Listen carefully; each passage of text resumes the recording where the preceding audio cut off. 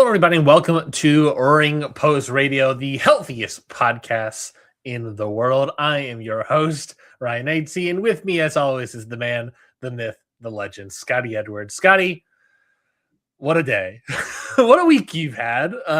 We're here, folks. Scotty is here. Obviously, we did not go on Tuesday. This is our third Thursday in a row, and that we apologize for that. We're trying to we were planning on getting back on Tuesday, but alas, this time around, Scotty, it's on you. So how are you doing? How are you feeling right now? I have been ill for 3 days. It's been awful. As I said to Ryan right before we started recording, I just ate my first meal in 3 days. you can figure out the math. I had imagined soup and stuff before. Yesterday I had a piece of toast. Oh boy. The Tuesday I had nothing. That was the worst day. No, today I had a meal. Today I also had a banana today. So you're welcome. That's a lot of Gatorade, a lot of electrolytes. Yeah, baby. I've drank more Gatorade than maybe like an entire football team. That's about all I got. I don't know. Monday this morning you got a thing of Gatorade and just dumped it on yourself. Well, to explain the chain of events, so obviously everyone knows about the big snowstorm and snow hell that came through most of America. Not all of it. Yeah. No, would you be shocked to learn that despite touching Georgia, we were completely fine all weekend? I wasn't. We got 25 inches of snow. Oh my god.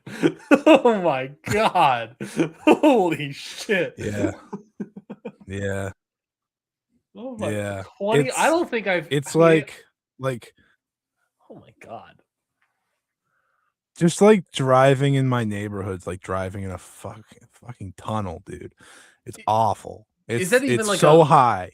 Is there even a point of shoveling? I mean, or do you not have a shovel? Do you guys have like a mini little snowplow thing? Well, I did have a snowblower. Guess what decided not to work?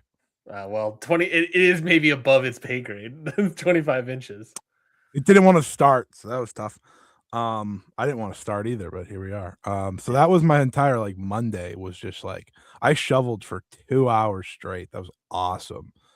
And then I haven't been to work all week because Monday that's how bad the snow was. Like work was just canceled in the entire state. Yeah. Oh my God. And then I was sick the next 3 days. So it's been a freaking awesome week. I was just saying something. I was like, oh shit, tomorrow's Friday.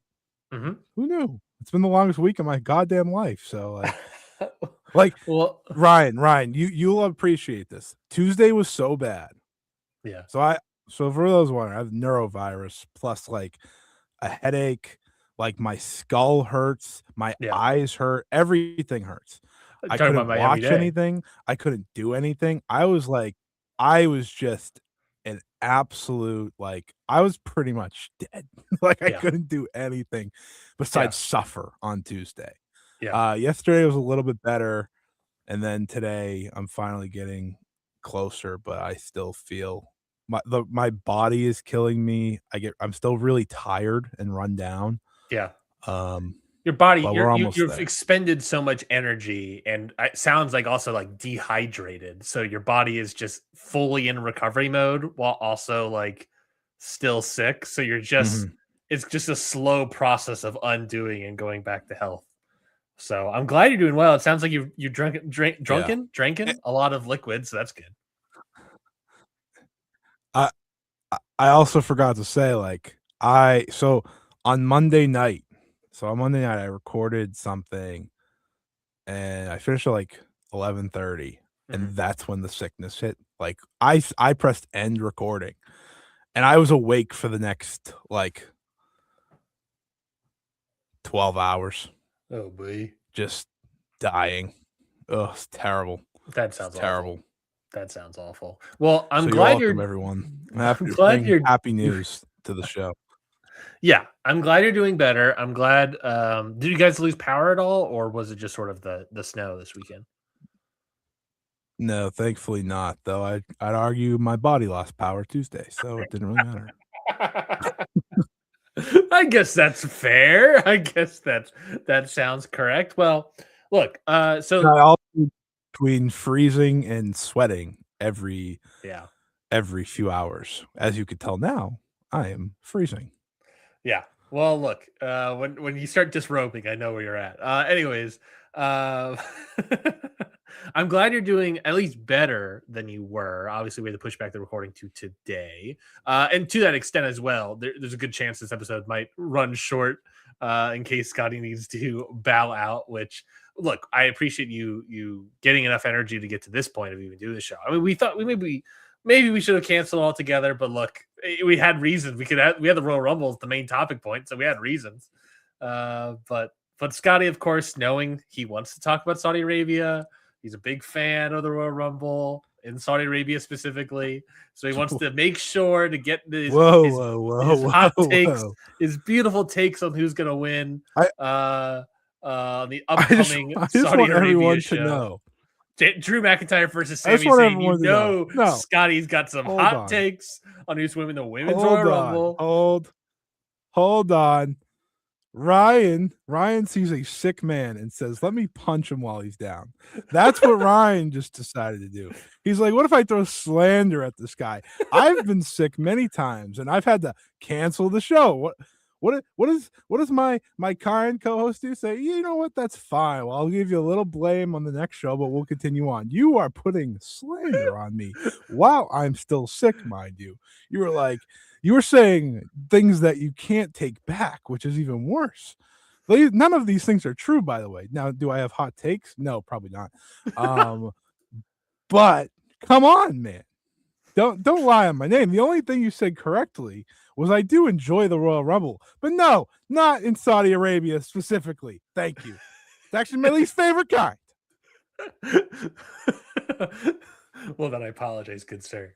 Well, we're still gonna. The greatest Royal Rumble is my least favorite kind, but that kind of connects both. You know, it's like it was in Saudi Arabia and it was really long and it didn't matter. Do you think they try to get Braun Strowman back to defend his greatest Royal Rumble title in this men's Royal Rumble? Brother, he just had like emergency surgery, so no. Yeah, maybe he was training and maybe he was like, "Oh no, something's wrong." No, he's making a ton of money on like this random USA Network show that he's doing. Yeah, apparently I saw it got renewed for season 2, I believe, is what I saw. Yeah, all he has to do is eat around the world or something, or eat around America. What a life! Yeah, probably America. It's probably America. No, yeah, it's definitely America. But like that, and it's like doing ratings.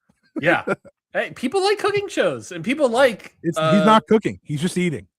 Well, that's what I meant. It's cooking, eating show. Like I'm sure they're showing like the process of making food. That's true.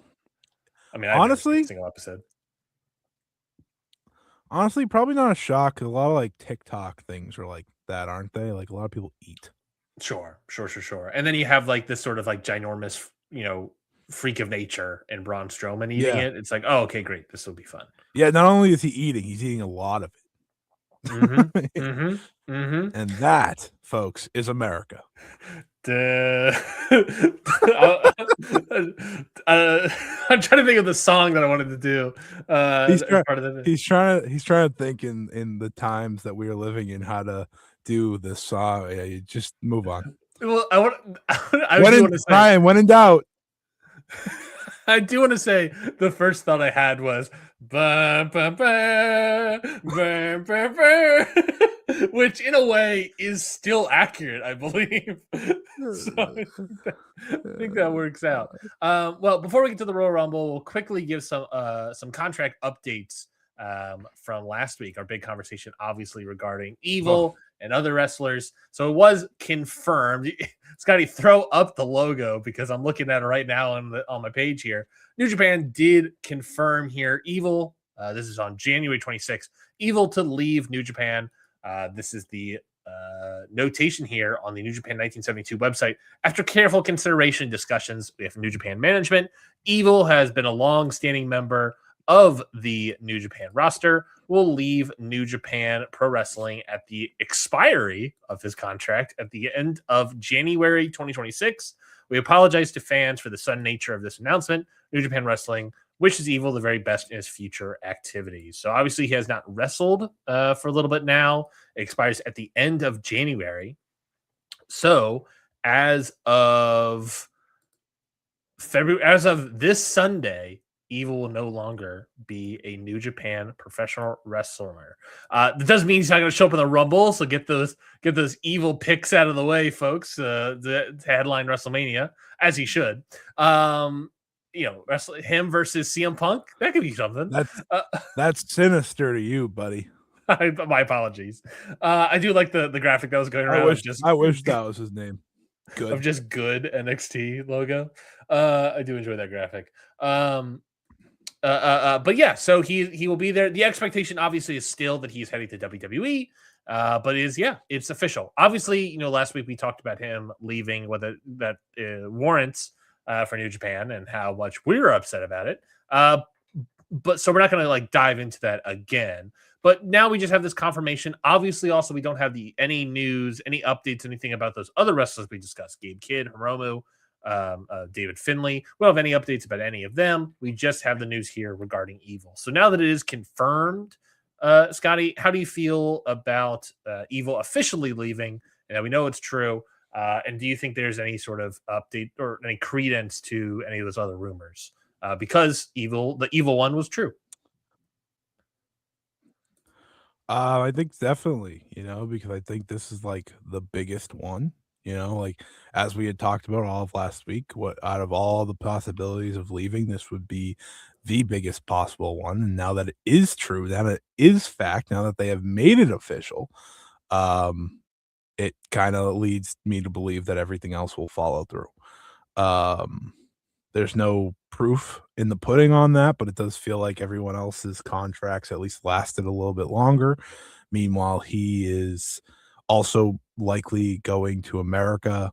Not to say Finlay and Kidd aren't either, or that's where they would be going. I know that, but for me, it's just obviously I'm upset that Evil's leaving New Japan. I think Evil was unbelievably important to the promotion, and I think anyone that doesn't see that, I think that's like been one of the more interesting parts of this week is like seeing people actually react. It's like who actually knows ball and who doesn't. A lot of people don't. Fun fact.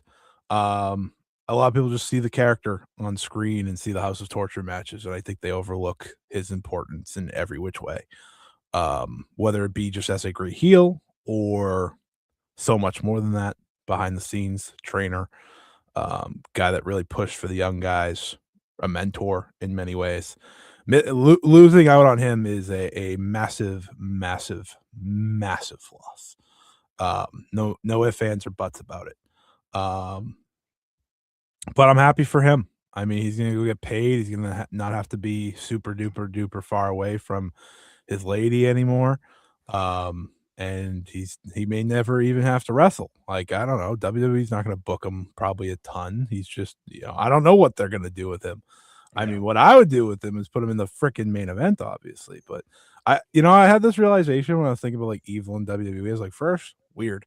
Second, he's like not huge. Like he feels big in New Japan, but he's not a big dude. He's not a big dude at all, actually. Let's see if I can pull up some. He's going to be rather small in WWE. He's also 39 years old, so he's got another 10 years before he can go after that title. 5'10", 234. Yeah, like that's not that big. No, it's not that small either. Like it'll be fine in the WWE of now, but the WWE even of now still has the Obafemis of the world, has the Brock Breakers of the world that are all pretty big dudes, Well, so even then, whatever. Like Obafemi is, let me see if I get his stats as well up here. But even then, he's not as big as he feels. He's 6'6", 310. Okay, that's a pretty big dude. That's a pretty big dude. I don't know. How big's Braun? Braun. Let's see. Braun. Come on, computer. Come on, computer. Oh, and Scotty went. Let's look up Braun Breaker here. Braun is 250, 6 foot. So Braun is 6 foot, 250, a little bit lighter, a little bit shorter. No, a little bit taller, but a little bit lighter than Evil. Did you even notice that I just disappeared? You did. I did. Okay. The thing I was going to bring up is also like Obafemi is like 6'6", but I was like, when I if I recall the Saturday Night's main event where he faced Cody Rhodes, I was like, he was looking pretty eye to eye to Cody, and Cody's 6'2". Evil is 5'10". This is, and they're not lying about his height. No, he is gonna be, whole 2 degrees shorter than, he's sort of a Braun Breaker-y size, and Braun Breaker's small comparative to a lot of these people. So I guess the question now for this both sides, it's what does New Japan do next, and now that it's official, and then what would you do with Evil in WWE? Like, to me, Evil probably doesn't give a shit. Like, let's be honest here. I don't think he's probably shit at all. He is taking the money. He is like there was a wonderful favor probably called in to make sure this all worked out, and that is that. But overall, it's like he doesn't care. So, like, to me, it's like, okay, just like put him in the Judgment Day, I guess, and call it a day. Like, he can just be there. Because like Finn's so short. Funny. It's on brand though. Like, Finn's short, right? Okay, so he's not a big dude, and like Finn might be kicked out or something. I was reading. JD McDonough's short. Dom's not very tall. Dom's the tallest. Like, yeah. You can just put him and hey, purple looks great on Evil. That's all I'm saying. Well, they've kind of moved to a red motif. Well, we're gonna have to go back to purple. Sorry, look at that. A Damian Priest tag team, maybe. Or you could just don't throw them in the MFTs, for the love of God. I have been like thinking about like, what do you do with Evil? Because obviously the immediate presumption I have is I know that didn't go through his mind. The immediate presumption I have is a year on NXT and then moves up to the main roster, right? That's like a lot of the typical WWE move when they're bringing outside talent. At this point, it's especially like international talent. They want to do a year on NXT so they can learn, because they presume they don't know English that well, even though Evil knows it pretty well because he lived in America for several years. Evil's like got it all. And I think people don't know that. No. Well, I know that. So it's a matter of what you do with him. I do think they'll probably put him in NXT. Give him the NXT World title. Is the NXT World title still vacant?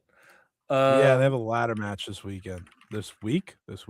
Tuesday? Joe Hendry's injured. Just have Evil replace him and win it. Let's see. You make NXT the A brand. The A brand over Raw and SmackDown? Raw, SmackDown, Dynamite, Collision, TNA Impact, what else? Major League Fusion Wrestling, Nitro. Triple A on Fox. I mean, I guess. Yeah. I guess that's all the shows. Yeah, when is this NXT show? NXT. Oh, I can't. I had to look up at the WWE brand. NXT.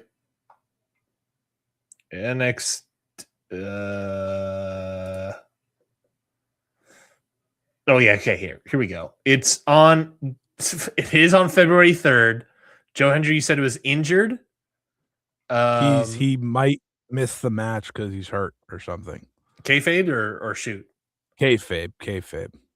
So Ricky Saints vacant, Shawn Legacy, Jackson Drake, Dion Lennox, Keanu Carver, Shiloh Hill, and Evil. They'd be lucky to have Evil in that match. Evil coming into a ladder match and winning the world title, that would fucking rule, honestly. Because even in this lineup, who is winning the world title? If Joe Hendry's out, then it's not him. Right? I mean, because I look at this and like, oh, it could be Joe Hendry. You can get away with Joe Hendry winning a title in a 7-man ladder match, whatever. But if Joe Hendry's kayfabe injured, he can't be in it because I think he got injured by Obafemi, if I recall. No idea. The only other option, legitimately, is Ricky Saints. Yeah, I know a lot of people are high on the Keanu Carver fella, who looks like a monster, but I doubt they give it to the new guy who just debuted. And they're gonna give it to Hendry probably, if I had to guess. But if it's not Hendry, why not Evil? Why not? That's often what I say to people. Why not Evil? Hold on. Can I hold on, Scotty? Hold on. When talking about New Japan Pro Wrestling, Joe Hendry can't be in the world title ladder match, right? Because he's kayfabe injured. And let's say Evil wins. This means eventually Joe Hendry needs to overcome Obafemi and get a title shot against Evil. Obafemi's on the main roster. He's never overcoming Obafemi. Okay, or whoever injured him, right? He has to overcome that obstacle because the idea is that we push it back into like a big moment. So he has to overcome these obstacles. So what I'm saying is he has to face a heel for eventually to be the world champion. Joe Hendry versus Evil is what we're pitching here. If you thought Evil and New Japan was bad, wait till you see Evil versus Joe Hendry live in Orlando, Florida, in front of 200 people. Wait till you see Evil Watanabe try to carry Joe Hendry to something plausible. And you know what? Evil's pretty good at doing shit like that. So it actually could. You think I forget Evil versus Tama Tonga? You think I forget that? You think I forget Evil versus Carl Anderson? Touche. There's a chance that in 2026, Evil will finally make me a believer in Joe Hendry. If that's not power, I don't know what is. If that's not the GOAT, the best wrestler of all time, I don't know what to tell you. And you had the audacity to question me on who was the bigger loss. You just said that guy make a plausible match on a Joe Hendry. That's an A+ player, baby. That's an A+ player, folks. Oh if Ryan walks away giving that match 3 stars, Evil did God's work. I cannot believe it, Scotty. I think that's my most anticipated match of the year. He's not even in WWE yet, and I'm already like, oh, here we go, baby. WrestleMania weekend, Evil versus Joe Hendry. Lock in, folks. You just assume that Evil's not only going to walk in and have the heel heat that he's had in New Japan to make this work. That's a great point. A great counterpoint is that it won't work with the heel heat unless they do some. Well, look, if he is the best heel in the biz, he's going to get that crowd booing him. So he'll figure it out. He is the best heel in the biz. That's true. So, I mean, they should just literally let him be House of Torture Evil. Do you know how pissed off people would get to be awesome? Yeah, he would just cheat every single time. I mean, they already do that. I know. Do you think his name instead of Evil will be Heel? Is it 2 on the nose? Is Evil 2 on the nose? I can't hear what you're saying. Oh, did my audio cut out?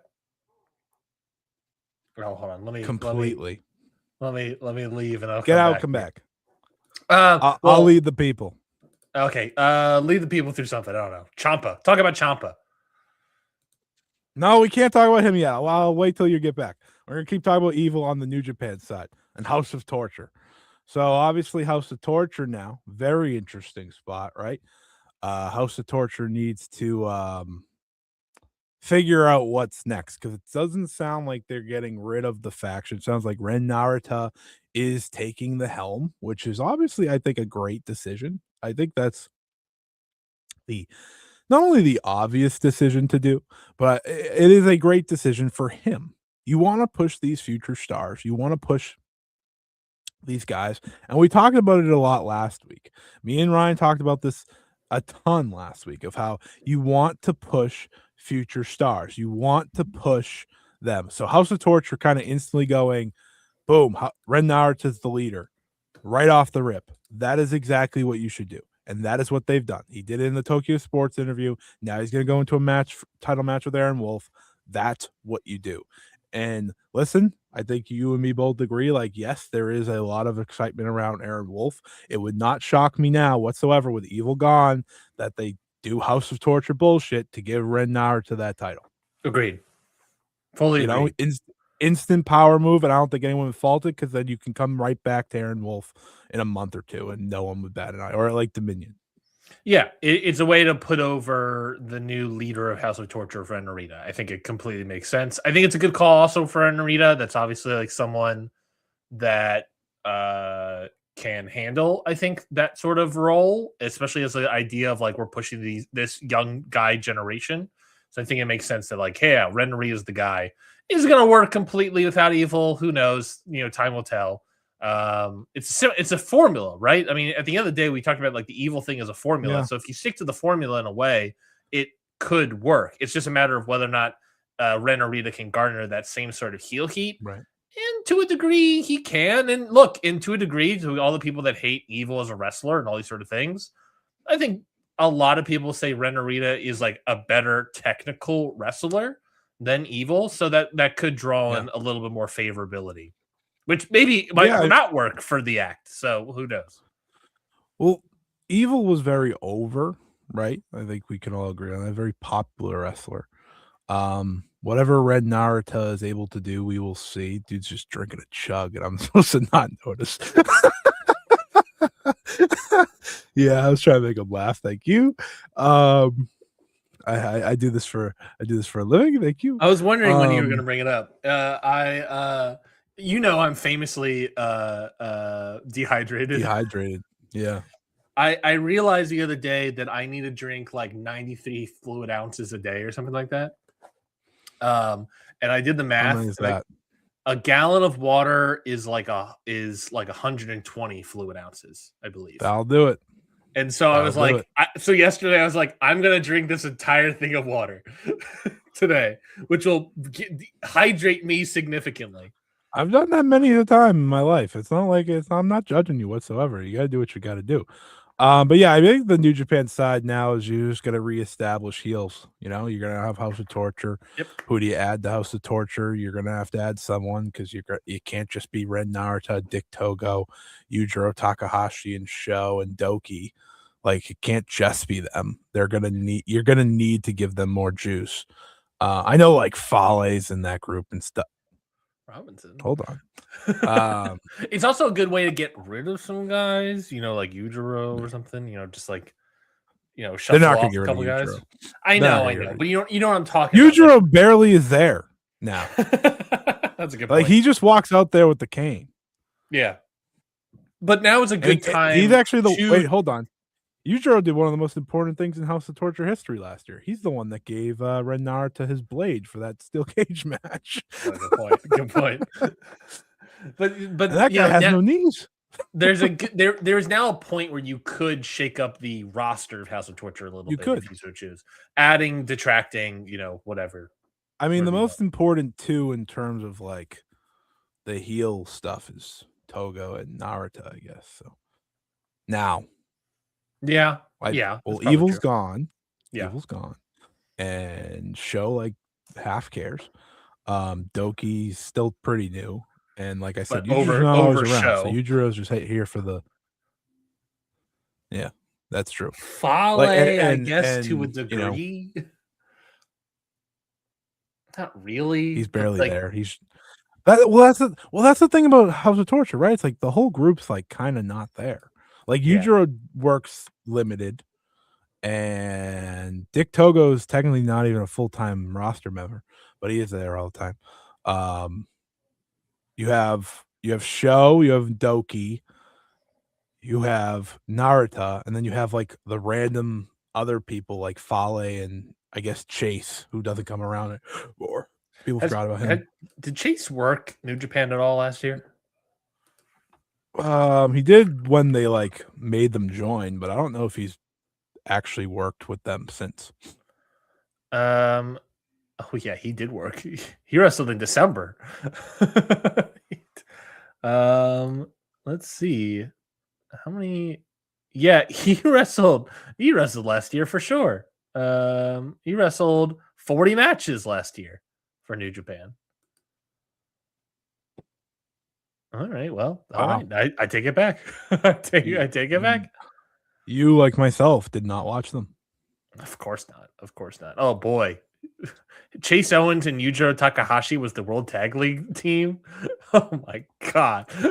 Oh my god. Talk about some of the worst shit you've ever seen in your life. I feel bad for Yujiro. Oh my god. Oh my god. Remember Yujiro had that sick match with Kota Ibushi in the G1? Yeah. He upset him. Those were the days. That was beast.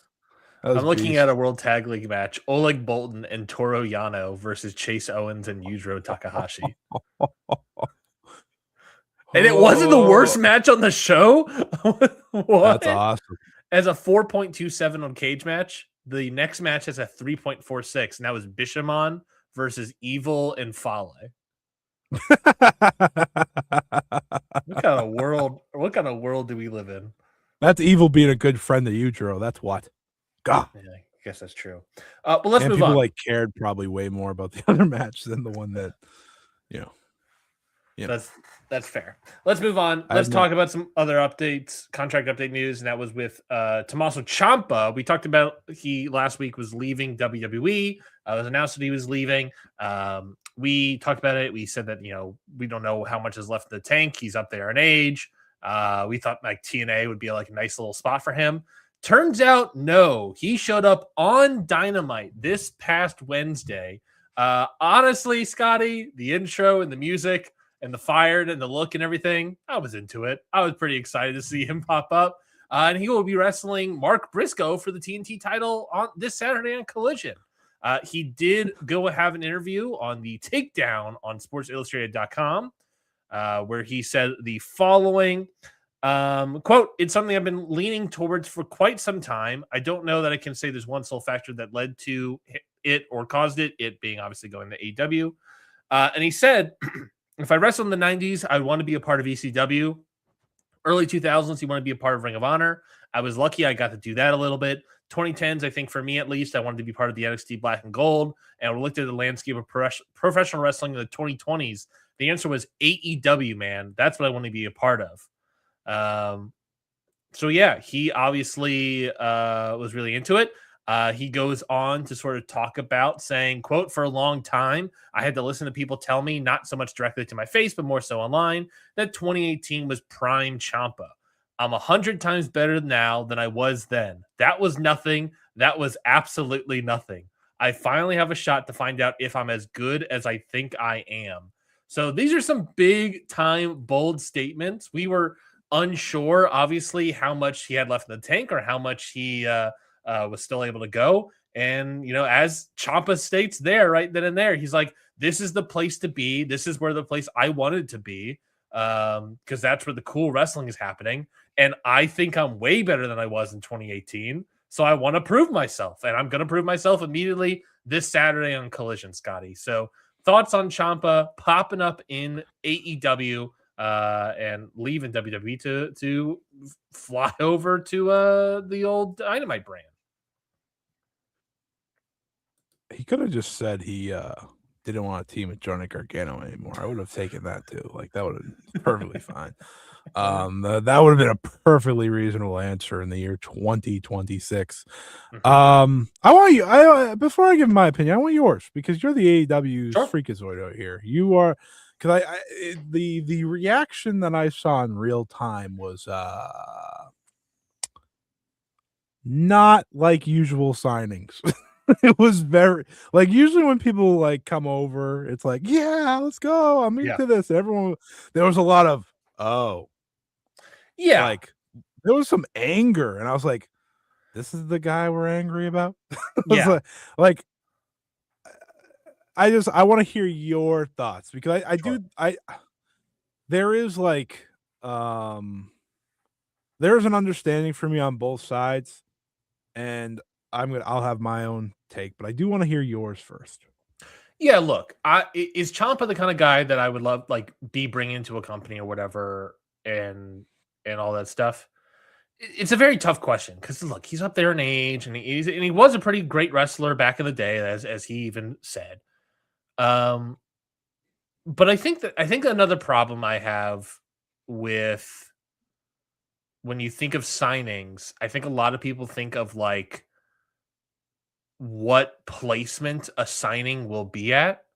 Like, is this a world champion, future world champion, or something like that? I think a lot of people think that way. Yeah. Ciampa is obviously not that. I feel like I see Ciampa almost as not maybe as quite as in ring, but sort of like a heel version of like a Roddy Strong or a Kyle O'Reilly type, where it's like it is a guy from like the WWE Black and Gold days, right? It's a guy that can certainly still go, more than likely still go. He believes he can go. We saw him on SmackDown with Ilya Dragunov being able to go recently. So it's like this is a guy that can still very much wrestle, wants to prove himself. He's going to go out there and give it his all, but he's not going to be anywhere above mid card. This is a mid card wrestler. This is a low mid card wrestler. He'll probably join some sort of faction and sort of do another tag team thing or something. Maybe we talked about like the potential of him in Ring of Honor. And I think that genuinely be a fun, great idea and a better spot for someone like him.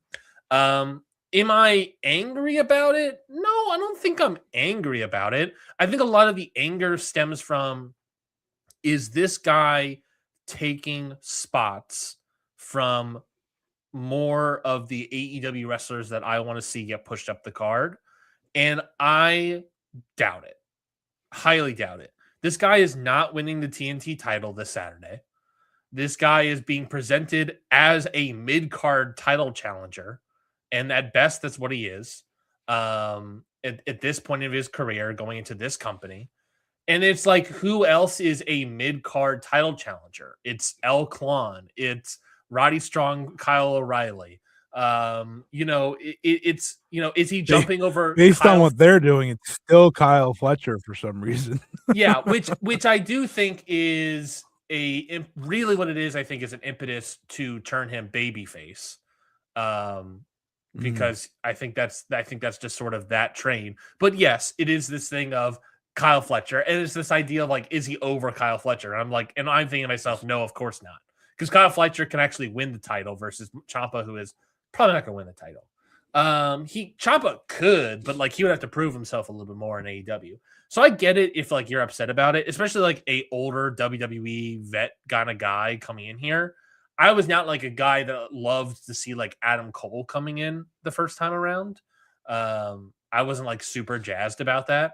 I'm not incredibly super jazzed about Ciampa coming in. Now, I do think his entrance was fun. I did enjoy it. The fire and everything, and him just there, the silhouette. I think it was a pretty great look, and the music. It was a pretty great package debut. But I'm not like chomping at the bit to see Tommaso Ciampa anytime soon. Like I said, he is ultimately a mid-card title challenger. He is not going to be a difference maker in this company. He's going to be ideally another like heel veteran work rate guy, which could be good to have, because I'm trying to think of like who else they have really in those positions, and maybe that's Pac. I'm trying to think. Rocky Romero. Like who else? Josh Alexander. Josh Alexander. It's when I think of like Tommaso Ciampa, we talked about it last week a little bit. Just look in the one faction. The one faction has everyone. It's the Don Callis, and he could serve as like a person that's not part of Don Callis' family. That is a heel mid card. For the love of God, please. Exactly. So it is one of those things. It's also the thing of like a guy that is could be a Ring of Honor world champion potentially. That's the potential I also see in that. I don't know. I think it's like fine. Ultimately, I'm not aggressively moved one way or the other. I'm like, great, cool. Yeah. That's a fine little signing. It's not going to make waves. Anything. I don't think it disturbs really any storylines we're going to get from him.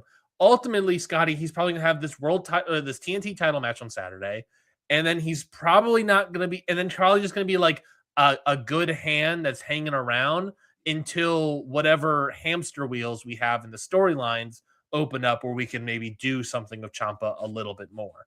I don't see like he is taking spots, at least anytime soon. Yeah, I'll tell you this. I've never seen Tony Khan bring someone in so fast. That was my first thought. Other than I think Aleister Black. I think Aleister Black was like the next day or something like that. Yeah, that's a hell of a track record. Yeah, but his was, didn't he have to wait for the 90-day or 30-day thing? Ciampa literally expired. Oh, right, because like his contract was like broken or something. Yeah, Aleister Black. I thought Black's problem was he had like a 30-day, like they never upped his NXT clause. Correct. So like when everyone expected him to be 90 days later, he was just there 30 days later. So no one expected it. Exactly. This one, at least people could have guessed. This one was literally he expired showed up. Yep. Yeah. Which like kind of beast. I'll always appreciate something like that. I think that's always fun. So like I have two ways I look at this, and I think it kind of goes into American wrestling as a whole, and that is one, hoarding is a bad thing, and that is what all these promotions continue to do. Yeah. It is insanity to me. This company has signed so many talents in the past month, which has led to funny jokes like how much was Chris Jericho's contract, which funny joke. Let's be real. Yeah. Let's be honest. Funny stuff. Yeah. And while they cut like Matt Taven and like Powerhouse Hobbs left, it's like there's still a lot more coming in than there is leaving, Sure. And Jericho, for example. So like that is just a overall problem that I wish more wrestlers were hungry not to just go to the other side and maybe try something different. That's not a fault on anyone's part. It's just how I feel. It's the state of American wrestling. Yeah, which is continuously a problem. Though it can soon be an AEW problem if we keep putting everyone in the Don Callis family. We will soon have a problem if we have one more person. I will have a complaint. There are people that are injured that are members of the Don Callis family. When I got reminded that I watched every part of the show last night except for the main event so far because I was like half asleep. So I was like, great. I know I have to watch the best wrestler in America wrestle in the main event. I appreciate that. I'm not talking Swerve. Anyways, but like I was like, okay, Tommaso Ciampa has arrived. He's shown up instantly. Yep. A lot of people angry. So instantly I'm like, this is a great move because it makes a lot of people angry. I'm all for that. A great point as well. Yeah, I'm all for that. And the other thing that I really get annoyed with lately, I don't know if you've seen AEW fans, you would definitely see AEW fans do this, is anytime a former WWE guy comes in, it's like this like mantra of like, well, he better try. And it's like, no. I was like, not everyone's Rusev, man. I think people have been burned by Rusev and Malachi Black. That they're just like, fuck any of these people. It's like, every time someone shows up, they're like, well, he better have his working boots on. I'm like, what do you think he's going to do? You think he's coming here? Tommaso Ciampa has done nothing since 2018. Like, yeah, something tells me he's going to come here trying. Like, again, not everyone is Miro, Rusev, whatever his name was. Not everyone's Aleister Black, thank God. You got a better wrestler in Tommaso Ciampa than both of them. I long have felt. I have always been a fan of Tommaso Ciampa compared to those two. But like I understand the anger of like the other part of we have so many people that are in the hamster wheel to begin with. Now we're adding another who is older, like you said, not like too old. He's like 39, 40 years old. So he's not like that old. He looks old. He's not that old. He's 40. He is 40 actually. But you would think Evil's way younger.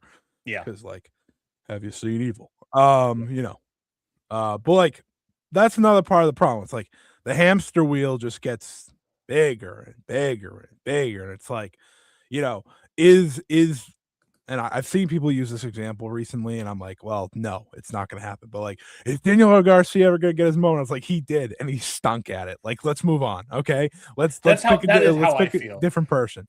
Who is the list of? It's like he did get his choice. Okay, I'm gonna. I can give you the list. I have it right. I'm on the AEW roster moment. We got to pull the roster, the classic bit. Pull the roster and say go through it. Who are people that online are clamoring like these are the next up and comers that haven't gotten their chance? Yeah. Well, I'd have to make the funny moment because right before Ciampa debuts, they do say Ace Austin making his Dynamite debut, and I'm like, well, that's sad. I agree. I was like, that he's been signed for 6 months. Okay. I agree. That's a tough 1-2 punch. Maybe some people have points. I like Ace Austin. Is anyone really clamoring for Ace Austin? I mean, I like to see him more on TV. I thought the match with Jon Moxley was really fun. Yeah, but like, I don't think the internet. Truthfully, all I just want him is on TV. I don't think he needs to be on Dynamite. He just Well, here's the thing: Ace Austin better than Daniel Garcia. Yeah. Oh, yeah. And I have to listen to I have to listen to clamoring for Daniel Garcia all the time. Still, I know, like, guys. I know. All right, let's go through this list. I'm ready. Okay, I'm just gonna pull up some names. Just looking at the roster, Let me just start this off fresh. No one gives a shit about Action Andretti. Continue. I wasn't even gonna bring him up. I'm not gonna say Andrade because he just returned, and honestly, I think they're obviously pushing him. Baby, he better squash Kenny by God Omega next week. Okay, I think there's a chance. He is showing. By the way, I'll talk about the world champion in a second. That absolute bum. We gotta failure. We'll stay here. Anthony Bowens, I think, would be one. No one's clamoring for Anthony Bowens. I think people would see him as like not an AEW original, but like an AEW true guy that's like a mid card. I'm trying to think of like people on a similar level that's been around or something. Here's what I'll give Anthony Bowens. He hasn't got his single shot. They repackaged him and then they were like, nah, all right, moving on. So I'll give him that. Continue. I'm not looking anymore, so I'll play the game. Brody King, not really. He's getting a world title shot right now. Yeah, no. He doesn't count.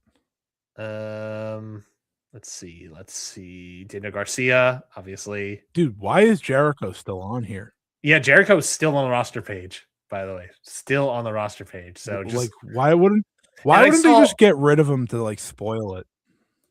Not only that, but I saw that there was a screenshot of him. Apparently he was filming a TV show. So I'm thinking, was all of this because he was filming a TV show? And I'm like, imagine if he like walked back to AEW. Honestly, I think that'd be fun because that first day he'll get booed the crap. Dante Martin, it'd be fun. Very similar. One second on the Jericho thing. Very similar to what we said about WWE. It'd be very like the first day will be really fun, and then people get sick of him in seconds. It'd be very similar to if he walked in an AEW. He'd get booed out of the building, and then be like, "Oh, right, Jericho's here." That's not good. Exactly. Twitter blue sky will melt. Dante Martin.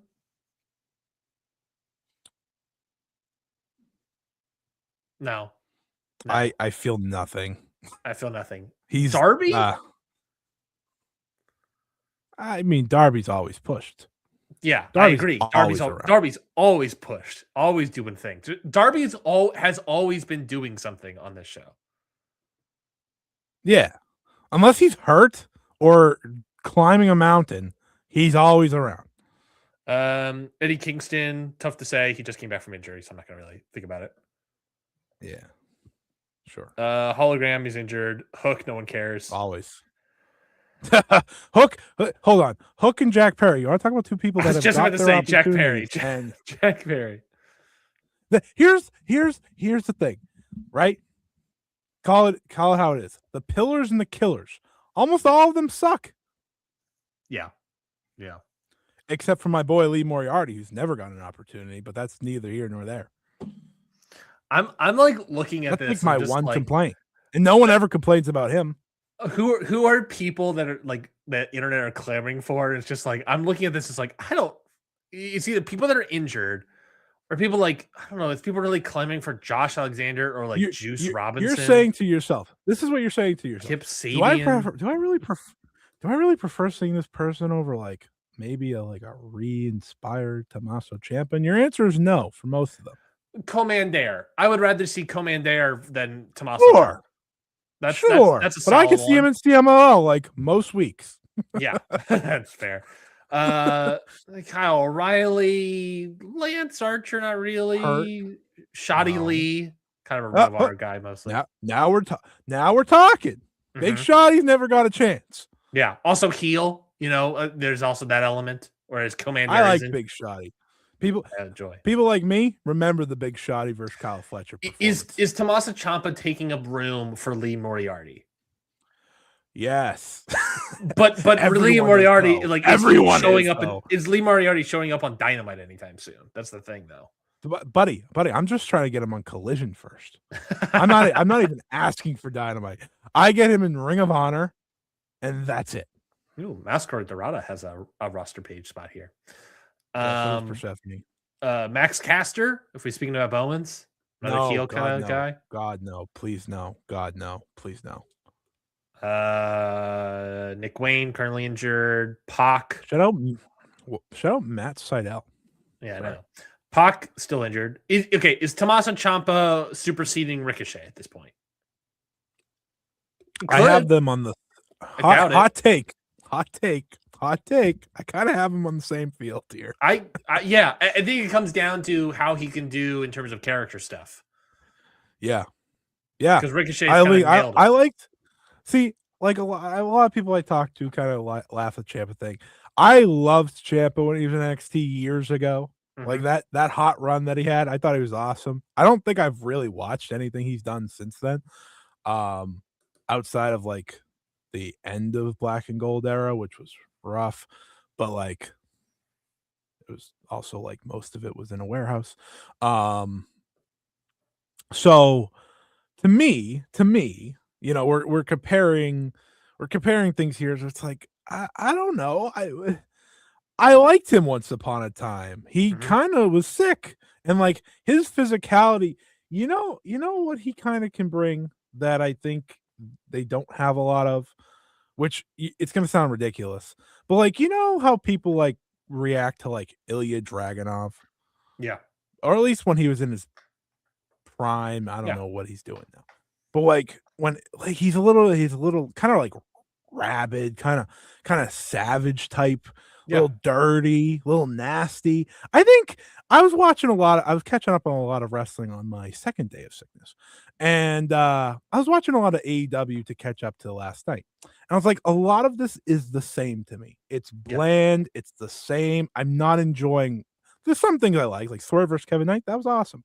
But like all these little matches, like either on Collision or like these middle matches on Dynamite, I'm like, these are all kind of the same, like 3-star, 3-star, 2 3/4, And I'm like, they need something different. That's why I compared Ciampa to like a heel Roddy Strong, because it's like they both have Roddy's that sort of like rabid sort of like energy about them. To Champ has way more charisma. Hey, he doesn't have to scream someone's name. I would rather see Roosh over Ciampa. Roosh is injured. Same thing for her. I think we all move past that one. I can't believe he's still employed. Sorry. Scorpio Sky, same sort of thing.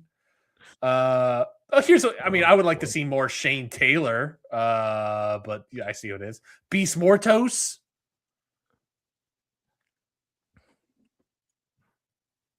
I would rather see Beast Mortos, obviously. Wheeler Yuta, is he taking a Wheeler Yuta? Here's the thing about Beast Mortos. The thing they've told you about Beast Mortos is that he's never going to matter more than his spot. So that's a problem. Yeah. Like that's what they've told me. Who did you say? Wheeler Yuta. I mean, Wheeler Yuta is what he is. Above Danny Garcia. What he is that he's above Danny Garcia. What an accomplishment. There's something there with Wheeler Yuta. It's not that he is not nothing. There's something there. This entire conversation, though, people will come back and be like, "Well, you were mad about Hobbs," and I was like, "Yes, I was mad about Hobbs, and I still am mad about Hobbs." I would rather see Hobbs than Ciampa. Fuck yeah, yeah. But that's not Ciampa's fault. He wasn't even here yet, right? Yep. And at the end of the day, it's the hamster wheel effect that's going to screw these guys, whether Ciampa's here or not. Mm-hmm. These people are already hamster wheel, they're already hamster wheel. There's a reason I pitched Ciampa to be really cool wrestler in Ring of Honor, because at the end of the day, with all these hamster wheeling people, Ring of Honor could be a really cool brand. And I was talking to one of my friends, Ciampa is another sign of Tony Khan loves that Ring of Honor era. Loves it. He signs everyone he can from it. Proven. Ciampa just got signed. You said Roddy, you said Kyle, you said Cole, the list goes on and on and on of all those guys. Briscoes, obviously, but people say NXT. It's like fellas, it was Ring of Honor first. Triple H just picked it up and brought it to his brand. But he signs all these people because he loved that era. And I say to myself, why, if he loved Ring of Honor that much, why can't he love Ring of Honor when he owns it? It's like you have all these people hamster wheeling. Like Bandito's their champion. Bandito's involved on AEW all the time now, which is great. Great. But at the same time, it's why isn't Ring of Honor doing something with all these people we just named that people are complaining about? Because at least they have something. Yeah. Because they're still taping Ring of Honor each and every single week. So it's not like you're not doing something. Mm-hmm. I don't know. I think the Tommaso Ciampa anger is a little bit mix of former WWE guy, so instant anger, a little bit of the hamster wheel effect starting to add up, and old. I mean, it's really just the old, which again, he's not that old. He just looks really old because he has the gray. I'll always root for Ciampa though. He's a Boston guy. I've met him before. Nice guy. I always liked him when he was in NXT, so I'm going to root for him. Yeah. And realistically, is a guy like this taking people's spots, which I think we kind of just went through? Not really. I mean, he's not going to win any titles on AEW, let's be honest, unless it's a tag title or a six-man. He might win one after a lot of good work. If he puts in shifts, you never know. We don't know what it looks like with the national championship, and that's international defenses. But I forget that title exists all the time. Thank you for asking me. But if he puts in work, if him and Mark Briscoe hit a freaking home run, literally on Saturday, people are going to be like, maybe I was wrong, because this is what happens every single time. Correct. Happens every time. It happened with Ricochet. It happened, Whether you on this program, we have it well documented that Ricochet came in and you were part of that same group of why is he coming in? He's going to jump over people, all these sort of things. And Ricochet carved out a space in your heart for you to be like, know what? This guy actually rules. And to be fair, it took a little bit because it took a little bit. He needed to become a heel to fully get to that point. But once he got there, he was there. And he feels like a full-on piece of the puzzle here. And the reason I'm giving Ciampa a chance is because he's a different worker from a lot of what they have. Because like I kept saying, if you watch a lot of AEW at once, a lot of it starts to blend together. It's not a wonderful time. And that's what I watched last week's Dynamite. Sorry, 2 weeks ago's Collision, last week's Dynamite, Collision, and then this Dynamite, within the same day, just the matches I wanted to watch. Not everything, but a lot of it. And I was like, am I going insane? Am I watching the same thing? What is going on here? It's only so few wrestlers start to stand out after a while. And that's wrestling as a whole at the end of the day. But that is also the American TV product to me these days. It's the style, the AEW style. If I watched a lot of WWE, I'd feel this way too. If anything worse, I did. Sure, yeah. I actually did watch 2 WWE matches. But my point is that I think Ciampa maybe at least can be a palate cleanser, maybe not cleanser, but changer for people if he can be like what I think he's capable of. Again, I understand people that are mad because maybe you want others to be pushed, and I agree. Like I fear to this until something actually happens and he's holding a belt. I fear Andrade's little mini push here does end because the first time didn't go that well. Like the first time he was around, he wasn't like super pushed, and let's be honest, he didn't do anything to like say, "Oh, he should be." Well, he actually is doing stuff. He's the most over guy in the freaking company all of a sudden, but yeah, that's neither here nor there. And when he's a ladies' man, he's the real Latino man, but that's neither here nor there. Dangerous man when he's single. But yeah, like I have my favorites. I'm gonna root for them. Tommaso Ciampa doesn't affect them, so it's like. I like Tommaso. I hope he hits a home run. And guess what? Him and Mark Briscoe are probably going to beat the piss out of each other. So that'll be cool. I think it's going to roll. I think that match is going to roll. You know what else it is? I think it is also, and this will be tying us over to the next topic point. I think this is also a feeling that AEW, Freakazoids, and all these different people have think and putting this into I think a belief that could happen later in this year, and that is this idea of AJ Styles. I think there's this thing of like when I think of a older wrestler ex WWE that is going to be taking spots. If AJ Styles ends up leaving WWE and heading to like a place like AEW, that is a guy who is like would be taking spots. That fits the bill. Ciampa is not that. Styles is that. That being said, suck it up and deal with it, baby. Agreed. Suck it up and deal with it. He is AJ Styles.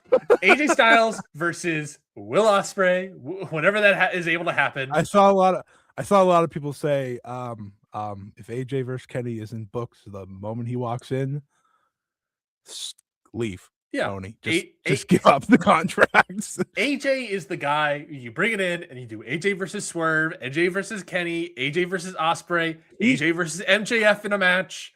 Like 2026 might be his last year. Like he has said that. He has said that, and I don't think that might be false. But at the same time, I don't think his last match is Saturday. No, so obviously that brings us to the Royal Rumble in a country that is well. Look, I'm not going to disparage anything about this company, obviously, because this is part of our Board of Peace, and we have to respect our United States Board of Peace members. Scotty, I have a friend. I have a friend that doesn't live in the United States. He's like, people say like, "Oh, we're not going to watch WWE." It's like, you live in America. I was like, yeah, touche. Yeah, not a great place to be right now. I'll tell you that much. Really. Yeah. Anyways, we can go on many tirades. But by the way, if you're wondering, I am sweating bullets now. That's good. You did take the hoodie off and the hat, so that's fair. Yeah, just real quick. I'll probably get through the Royal Rumble. Okay, perfect. I was gonna say we're at an hour. Let's see how we're doing. The adrenaline's an hour. Yeah, the adrenaline's picked up. So let's see. Yeah. So the thing about Royal Rumble this Saturday, my friend has invited me over on Sunday to watch an illegal pirated version of the show. So that is how I will be enjoying the Royal Rumble this year. Can I just so one of the like funnier things I always get out of this is like that, right? Yeah. If you watch it on ESPN or pirated, I promise you WWE's not getting extra money, unfortunately. But I respect the grind. I guess what we're ultimately taking away from them is you're not subscribing to it's a view count. The ESPN bullshit. Yeah, that's true. It's one of the many millions of eyes that'll be not watching it live, hot take. I'd do the pirated just because of the ESPN hoops that you have to jump through now. Fair enough. Fair. I thought you said you have it now. I have it, but I'm just saying for the normal public. Fair enough. Fair enough. I have it through cable, so I'm not even giving them $1. So Royal Rumble this Saturday, 4 matches obviously announced, 2 of which are the Royal Rumbles. We already started talking about it. I promise you they're not adding another one. I doubt it. AJ Styles versus Gunther, career-threatening match. If Styles loses, he'll be forced to retire from in-ring competition. We talked about it a little bit, but the idea here is that there's a lot of vibes, I would say. Let me move my microphone up to speak into it a little bit better. I just realized it was kind of lowered, so I apologize for that. A lot of the vibes right now are sort of that Styles could be losing. There was also just recently, I was reading this morning, Scotty, about a trademark filing by AJ Styles for the Phenomenal One, his little P1 on his thing. So he actually did the Phenomenal AJ Styles. I was like, you slide dog. You're right, not the Phenomenal One, but the Phenomenal AJ Styles. So there's that aspect of things where it's like, man, if this guy's truly retiring from the ring, why is he re-upping it? He could obviously beat Gunther here, and we can continue it. But I think there is an element where people are sort of viewing this as Styles is going to lose and then leave WWE and work other places. I think that's the kind of vibe here. He could obviously beat Gunther. I think I also saw that there was a trademark filing for like Gunther for like not by Gunther but by WWE that was like career killer or something like that. Which no, not by Gunther. That'd be crazy. So it's all these sort of everything is kind of pointing to AJ Styles losing. Obviously, they can do some sort of surprise or something, but we'll see what happens there. But ultimately, the vibe is Styles losing, and also the vibe is him going and wrestling somewhere else. Do you have any sort of additional vibe on this match, Styles versus Gunther? Oh, I have. Oh yeah, I sure do. I'm starting to get sickness pains, so bear with me for a second. Yeah, no, I think the way this went was he told them, WWE, I'm going to retire in 2026. And he probably said, but I want to go elsewhere. I want to do other things. But also my contract it lets out in like February, you know? Yeah. Right. I want to do other things. I want to wrap it up. So if you guys let me do that, or whatever, then cool. But if not, I'm leaving to do that. So they said, okay, well, we're going to retire you in Saudi Arabia then. And that was that. We're also not going to do a whole tour for you because we're doing something with Cena. Right. We're doing a whole tour of Cena, and you don't have that much time left on your contract. So we're going to feed you to Gunther. And you're going to have some cool matches on the way out. You're going to get to face Shinsuke one more time, which is something you'll probably want to do. You get to face Punk in an impromptu match that, of course, ends in DQ. And then you'll face Gunther once again, and that'll be that. And it's like, oh, sure. He's a business guy. He gets it. And there is something. It is a decade to when he debuted, the Royal Rumble to the Royal Rumble. So there is something to that. Yeah. Jesus Christ, you're right. I didn't even pick up on that. Oh my god. Yeah, AJ Styles, one whole decade in WWE, pretty crazy. So I think that kind of probably how it went. And for him, it is a sense of getting to finish his WWE career with a very likely fantastic match against Gunther. Yeah. Like that is, like AJ Styles has had this really odd past couple years where they didn't really slot him highly anymore. He kind of just did like tag team stuff or come in to be a come in to be a challenger once in a while.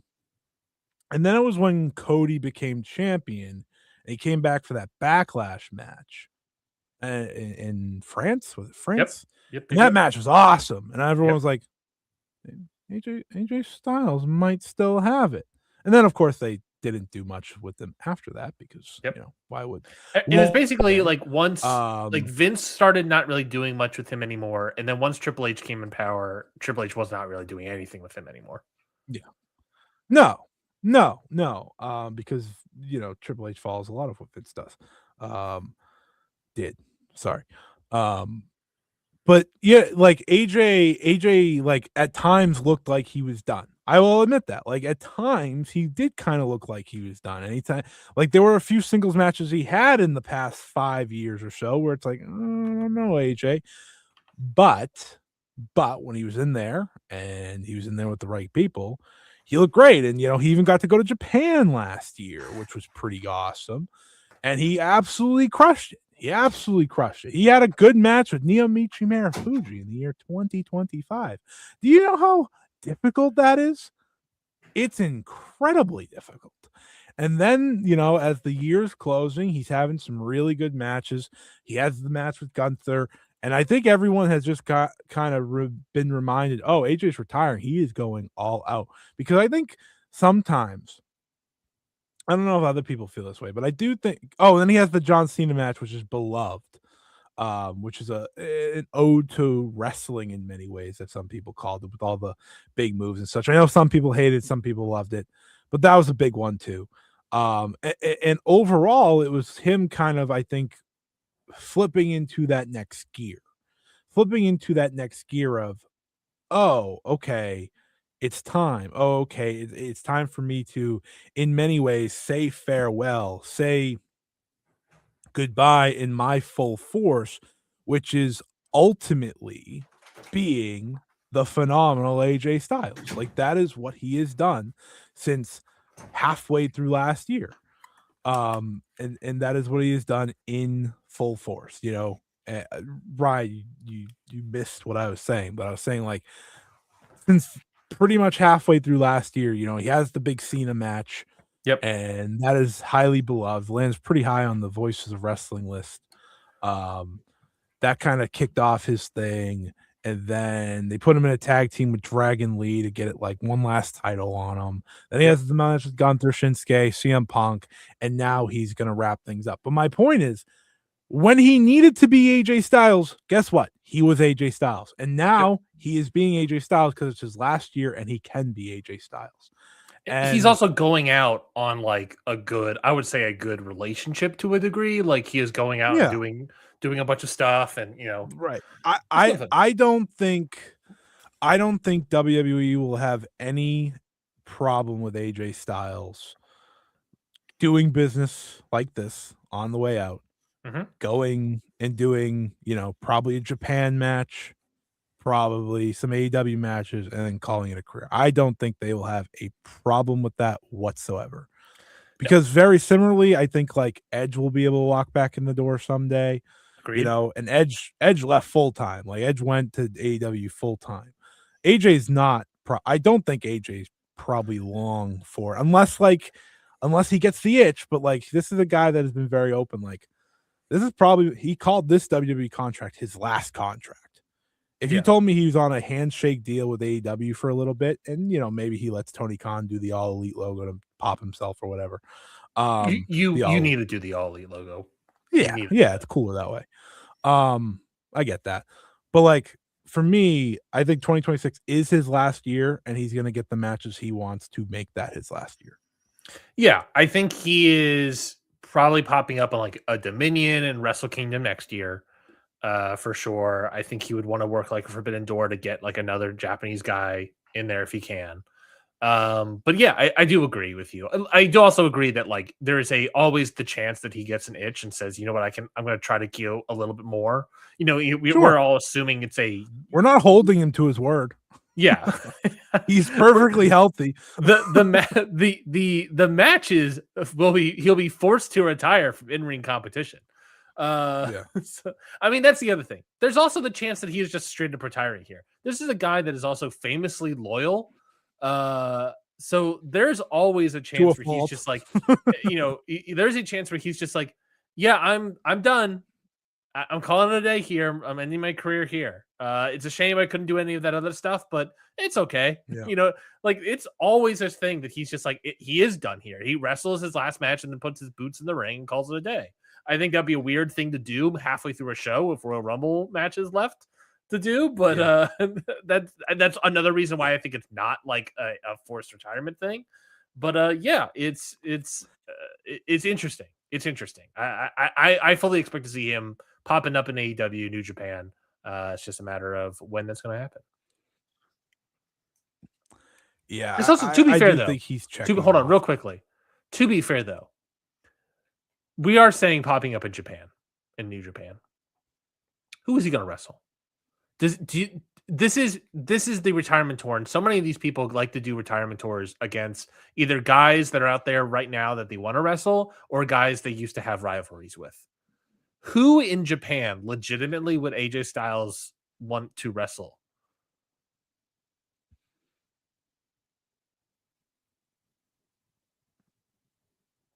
Scotty, your hand is raised. Am I supposed to be calling on you? Is that the bit?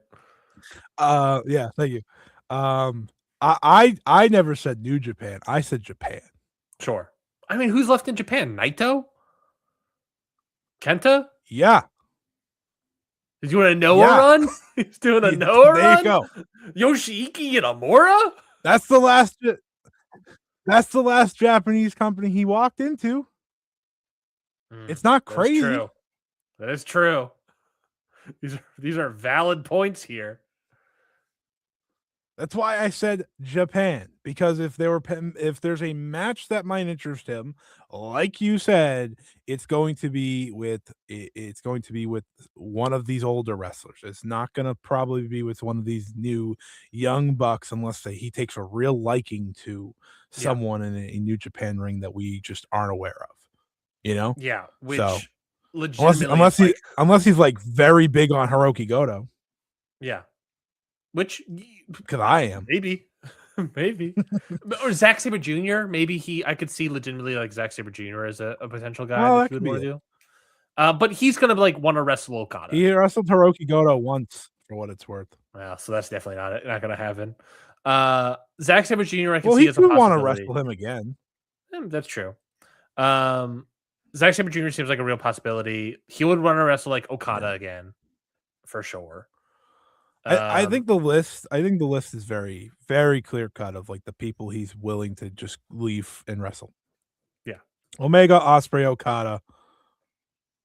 And then doesn't really matter. And then whoever, and then maybe some other people, maybe some tags. Anyone if anyone else Darby, is he gonna be one of those guys that's want to wrestle MJF and Darby? Maybe. Probably not. Why would anyone want to wrestle MJF? Well, he's a world champion. You get a world title at. You get a world title shot. Is he going to be one of those guys that want to wrestle MJF and Darby Allin? You mean CM Punk? That's literally CM Punk. Well, look, here's a better question. Here's a better question, Scotty. Who in New Japan is he going to team up with to take on Oscar and Yuta Weiss? I don't know. El Desperado. Now we're talking. No idea. Bolt no leg. There you go. Yeah. There's just no one in New Japan that he would really want to wrestle unless he's like. No, Tanahashi was at the. In many ways, he probably felt he had his New Japan match with Shinsuke. Yeah, I think you're right. And then it's just a matter of, you're right. I think it's Okada, Ospreay, Omega, and maybe Naito. Well. Maybe Naito. And then he wrestled Marufuji, man. Like maybe Naito, maybe Kenta. Maybe Kenta as well. One of those two, I think. And then maybe it's just a matter of like who else we see along the path. Yeah, I think like Yota Tsuji is like a fun like title defense. Yeah, he never faced Kenta for what it's worth. Oh, then they had so many cross paths. Why not? No. He has wrestled Naito 3 separate times. I think they're all. He wrestled in Wrestle Kingdom. Maybe he'll want to run that back. Let's quickly move forward with the Royal Rumble so that we can get to our prediction stuff. Undisputed WWE Championship, real quickly. Drew McIntyre versus Sami Zayn. Do we care? I mean, if there's going to be a good Drew McIntyre title defense, it's probably this one. But he's not losing. Nope. Anyways, let's move on. Okay, I'm not all too enthused. No, sorry. No. Women's Royal Rumble match, 30-woman Royal Rumble for a World Championship match at WrestleMania 42. The Scotty, do you want to give us do you have the rules in front of you about what I what do. the sort of usual betting process of this is? And when I say, do I have the rules, I mean, I just have it from last year, and I'm gonna act like they're written down correctly. Exactly. Give me 1 second. All right. Okay, well, you pull this so up. These are the things I have it. Oh, no, I was just going to say the entrance while you pulled it up, but that works. Perfect. Go for it. Oh, yeah. Go right ahead. Go right ahead. All right. So for the Women's Royal Rumble, as of today, January 29th, we have 17 out of 30 entrants who have been announced. There is also these rumors of who else is going to be popping up. I think Dave had some. Let me pull up F4W online because I believe Dave had a couple as well. But oh, holy crap! Here we go. International title match announced for AEW Collision 20 minutes ago. Kazuchika Okada versus Adam Priest. Well, that's a graphic that gets me going, Scotty. But at the same time, Okada will not be working that show, as we believe. I do. I was gonna say something, but you answered it for me. Exactly. Oh, I would love a well-worth Okada there. Anyways, so the 17 entrants that we know are officially announced: Io Sky, Rhea Ripley, Roxanne Perez, Liv Morgan, Raquel Rodriguez, Bayley, Lyra Valkyria, Asuka, Chelsea Green, Jordan Grace, Charlotte Flair, Alexa Bliss, Nia Jax, Lash Legend, Julia, Maxine Dupree, and Becky Lynch. According to Wrestling Observer, some additional names that have been discussed that have not been confirmed: Sol Ruka, Lola Vice. There were some other ones. Thea Hale, Tatum Paxley, and Tiffany Stratton were all names that were sort of rumored. The entire NXT roster. Pretty much. So that's 17 women plus 1, 2, 3, 4, 5 more. So that would bring you up to 22. And then I don't think I said Nikki Bella. Still not enough. Yeah. Nikki Bella was also a name that was previously this week. People seen her flying over to Saudi Arabia. So it's presumed as well Nikki Bella would be showing up in the Rumble match. Okay. Okay, so here are the things that we continue to do every year, and I somehow remember because I just keep the same. I don't know, like, I think you write your own down, so write them down, buddy. I think I write both. Oh, that makes more sense. So we go over for both women's and men's, and there's always a winner or loser, and there's usually a punishment. I don't know what last year's punishment. You watched a bad WWE Studios movie. I remember that. I did. I watched The Marine with that we decided to do like you didn't the watch worst. The Real Marine. No, it was a Marine 6, I believe, with The Miz. It was a Miz one. Yeah, it was a Miz one. Yeah. So yeah, we could do that again. That's totally okay. Because we said it was like the worst ones. And I remember I made a list. Yeah, I was gonna make you see Mercy. Fuck. Okay. That's pretty bad. I mean, I guess that's not bad. I was gonna make you see Mercy and review it on this show. Okay, I think that I'm immediately gonna agree with that for the movie folks. For the movie folks that love that bit. That's a fun bit. That's a fun bit. The worst part is, though, we would have to spend money to see it. Well, I'm gonna go on a Tuesday for sure. I'm not gonna be spending that much money. Or I'm gonna accidentally forget and watch it when it's straight to VOD in 3 weeks. It stinks. Because I think I saw somewhere that it is going to VOD. We can talk about it, but that did come immediately to my mind because I don't know if we talked about it on this show, or I don't even know if we talked about it, but I know we had the same thought. Yes, I'm looking up how much is a ticket to Mercy. Oh, look, on Tuesday, all of the seats are available. Can you believe it, folks? The big thing, I can watch it at my cheaper AMC movie theater for $9. Still too much. I'll go. I'll ask Andrew to come with me too. Funny story about this before I go over this. My friend went to like one of the AMC things where it's like, you don't know what you're seeing. It's like a mystery movie. Yeah, mystery movie. It ended up being Mercy, and he was like, "Sucks." All right, man. He said it was so bad it was funny, and I was like, all right, that works. That works. He was like, the movie experience was it like. I think he said he's like, I had more fun watching that bad movie than I had seeing Is This Thing On? And I was like, that's tough. Yeah. I was like, that's tough. But maybe that will be the one we do. I think your reaction was perfect. That works. That works. As a movie, we can agree to that. Okay. We can digitally handshake that one, Scotty. So what are the categories here? Yeah, so for men's and women's, so we'll be doing women's first. We do winner, first two, which is always the one I forget about, longest in the Rumble, most eliminations, 30th, final four, and a random number. Though I don't really know what the random number helps us with. I believe it was if you get a random number, and if that number wins, then you get points. Then you get what? You get points on the back end. You get like just an additional. I didn't hear you. It kicked me out. Oh, sorry. You get like points. You get like 1 point for first. No, I know. Or whatever. But my point is like hear me out here. Hear me out here. I feel like winner and random number that could be the winner should probably get more than 1 point. Oh, agreed. I think we've done 2. I think we've done like 2 points for those or something like that. All right. Well, random numbers, random.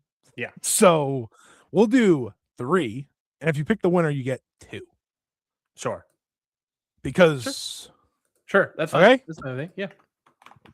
We'll forget that next week and it won't matter. I'm writing it down. I'm putting parentheses 2 next to winner and parentheses 3 next to random number. See you Tuesday, everyone. Maybe.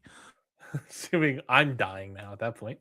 All right. 1 second. 1 second. My thing's crashing. All right. So I gave you a bunch of the women's wrestlers. Hopefully Scotty will be able to pull that up as well. We apologize all the technical issues and disease that's been happening on the show. We apologize, folks. But I already read off the numbers. So we'll go through and give our picks for both the women's and men's rumbles. Starting off with the women's here. Hopefully Scotty can pull up the list in front of him. Scotty is back. Hi. So first 2. I already gave off a list and a bunch of things. Who would be the first 2? It's always a tough bet. It's like, what is the idea for Triple H? What does he want to do here? What's the dumb thing he wants to do? I will always say this is the one I am always proudest of. What's the coolest entrance that he can pull off here? We originally used to have first out and second out because yeah. And I don't know if you remember this one year, I got it right, but it was reversed. And I was like, you got to be kidding me. Yeah, we decided to change it to just first 2. Yeah. I think it makes more sense. This is the least tapped in I'm ever going to be. So this is probably, that's why I made sure Mercy was on the line so we can both suffer. And I think my review would be funny. I think it would be funny. Yeah, to me, this is when I think of like first 2, I think of what entrance does Triple H want to do? You know what I mean? But it's in Saudi Arabia. But it is in Saudi Arabia. Does that how much does that affect things? Yeah. To a degree. I think like a fun first 2 idea here immediately. I don't know if it's what I want to do. Okay, because it's also the backtracking of who the heck is going to win these matches. But sure. I think like a immediate fun first 2 idea for me, Scotty, is Io Sky and Roxanne Perez.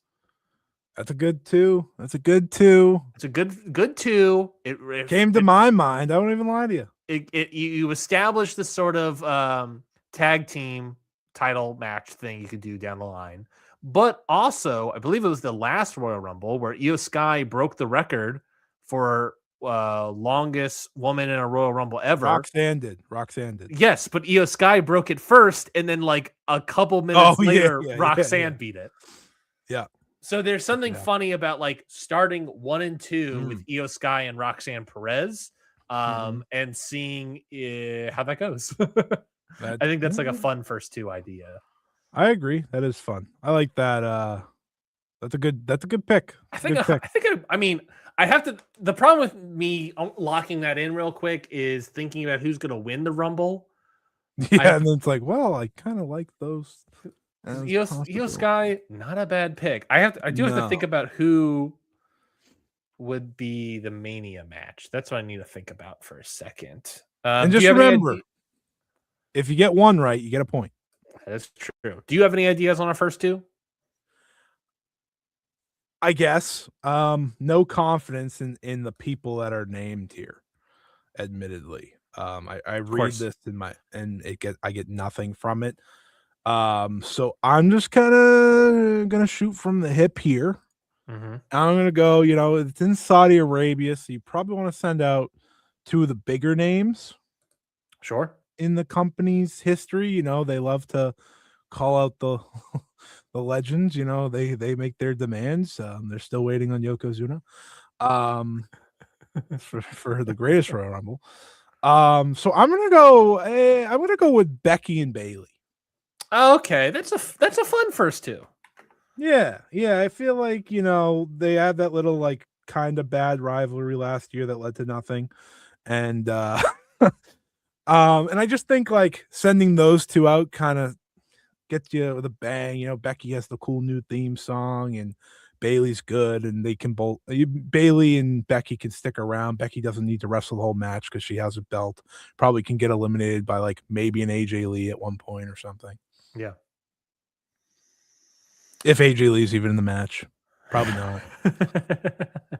Yeah, that's a good AJ Lee has the best deal in the company by far. Oh, that's true. AJ Lee would presumably be in this as well. You have to imagine. No, I don't actually. I just think she like gets paid to do hot ones, and yeah, and wrestle like in the war games and win that. She has a great deal. She's wrestled twice. AJ Lee, and AJ Lee, I don't think is going to be in at the very beginning. I'm going to go with Io Sky. Okay. For one. Because I also think there's an element of wanting that they might want to like quote unquote fix, because I think undoubtedly it was supposed to be Io Sky have the longest record. Yeah, and then they had that wonderful tumble. Yeah, so I think they're gonna want to fix that to a degree. And then it's just a matter of who would be cool next to Io Sky. I think you should just rock with Roxanne. Okay, yeah, let's do that. You said it so confidently. Don't go away from it. Okay. I was thinking like Charlotte Flair or something like that. God, no. We don't want that. If Charlotte Flair pops up, I'm going to kill myself. All right. That's it for the show. That flowed out way too quick. All right. Let's drop over to what, 30th? Longest. Let's do longest. I'm picking EO, by the way. I'm picking EO as well. I think they're going to try to fix things from last year. That was initially my lock to begin with. The thing about her is like I think she could just do her entrance and do the hot run in, and like boom, boom, boom, and then they do the Okada camera, and then did you see that? You see they do that now? Yes, I did see that they do that now. In that arena that they somehow made in 30 days, and people act like it's this incredible thing that they did. Yeah. Next up's most eliminations. I'm gonna go with Lash Legend. God, stop. What? I get first picks in the men's one, by the way. That's fine. I've lost every single year, so I don't think you should be that upset. Great point. I am more than likely seeing Mercy on this Tuesday.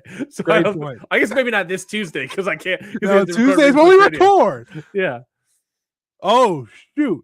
We'll have to when we postpone Ring Post Radio the week after because you have to go see Mercy. Well, AMC also does Wednesday discounted tickets, so I might have to see it Wednesday. Okay, thank God. Thank God. Yes, indeed. Thank God. I'm just gonna pick Rhea Ripley. I'm just gonna. I think that's a good safe bet as well. I don't want to pick same for every single one because Lash Legend did come to my mind, but we just picked EO. I was like, we want this to be decisive. Yeah. Ryan's never won. This could be a big year. This could maybe be a big year. He could so badly not want to see the death to Chris Pratt's career movie so much. Yeah, movie. Next year's gonna be Darren Aronofsky's AI movie, AI bullshit. Oh God, the Royal Rumble is going to happen in AI next year. When are they going to do an 30th? AI match? They're going to do an AI match on like Raw or something at some point. You have to think, right? Like if Sora, they're going to sponsor with Sora AI, and then they're going to do an AI match. Anyways, you have to think it's going to happen. I did see Chat GBT's running out of money. Anyways, all these things are all these things. Yeah. Anyways, 30th, right? 30th. Boy. So like, I want to pick Bianca Belair very badly, but there's no inkling that she's even around.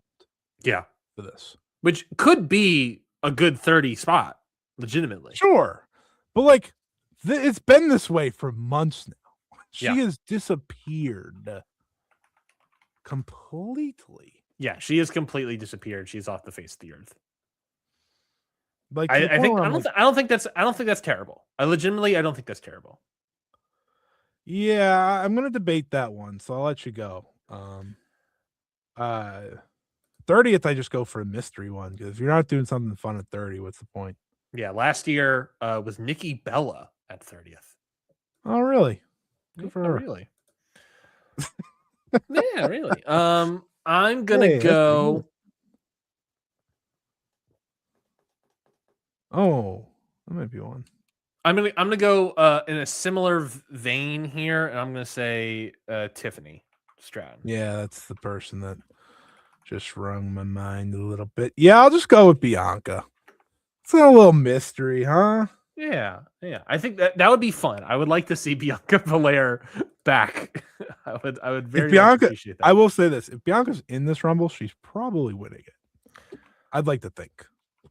That's true. Her and Jade have that story, right? Yeah. Maybe, kind of. Yes. Don't really remember.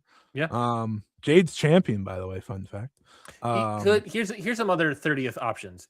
Is Naomi back or no? Probably not, because I think Uso just left on maternity leave. Yeah. So I assume that'd be real quick. Brie mode. We get Brie mode, maybe.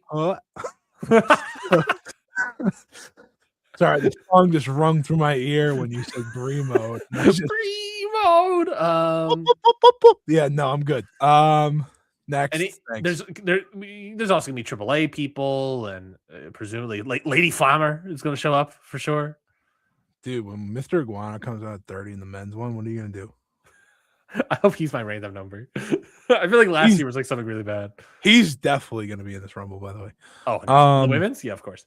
Last four. Last four. All right. I'm gonna go Rhea Ripley. We're going chalk here. Io Sky,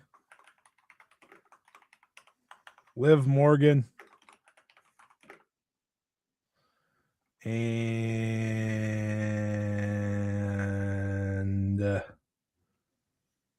I'll go Tiffany Stratton to be safer, because I think she's way more likely to return. Yeah, I tend to agree with you. That'd be a good Final Four. Rhea Ripley, Io Sky, Liv Morgan, Tiffany Stratton. Yeah, it was that'd be a great Final Four. Who was the Final Four? I guarantee it's not happening. Let's see. Who was the Final Four last year? The Final Four last year. It was bad because everyone fell out at the same time. Yes. It was technically Nikki Bella, Nia Jax, Roxanne Perez, and of course, Scotty, who was the Royal Rumble winner last year? Charlotte Flair. Correct. Can't forget it. Nikki Bella, Nia Jax, Roxanne Perez, Charlotte Flair, who is just not doing anything in the moment of this company. Never good. That's when she strikes. I weirdly enough got very into the idea of you pitching Bianca Belair as a potential surprise, and so I'm going to put Bianca Belair in my last four.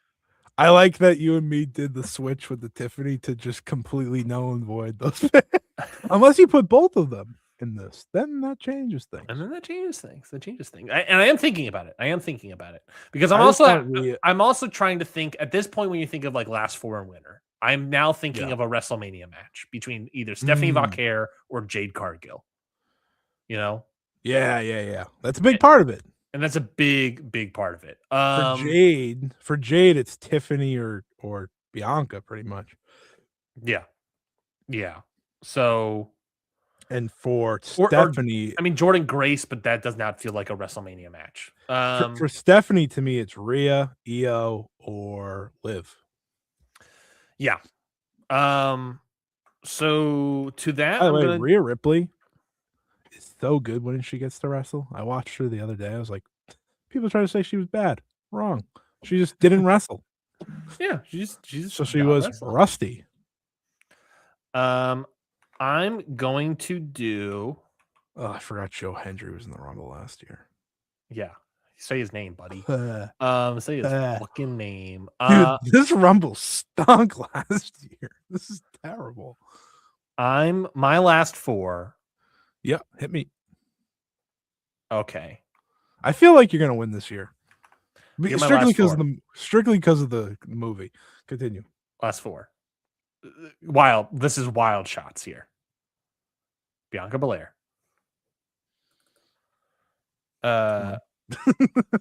Liv Morgan. Okay. That one I feel most confident about. Lyra Valkyria. And AJ Lee. Oh, hey, wow. Because I'm thinking about like WrestleMania, and I'm thinking, you're right. The big Jade Cargill WrestleMania match, as we've been saying for the past couple of years, obviously, is her and Bianca. Mm. Then it's like, what is the Stephanie Vaquer big match? And I'm like, Nikki Bella, AJ Lee. You're using AJ Lee, so why not do that match? I think Ripley and Liv Morgan and Io Sky are all good picks, but I think they're wrapped up in the tag titles. I think that's for a reason, so it opens up other people. I could see them wanting to give a shine to someone else like Valkyria. That'd be cool. So I just threw her in there. I'm not going to tell you you're wrong because I have no clue. Yeah, and it's also like Lee is obviously going to be someone that's going to be in there super late, if not 30th. So I think there's a good shot that she's number 4. Yeah, she's in it. Yeah. Who's your winner between Ripley, Sky, Morgan, and Stratton? Oh, yeah.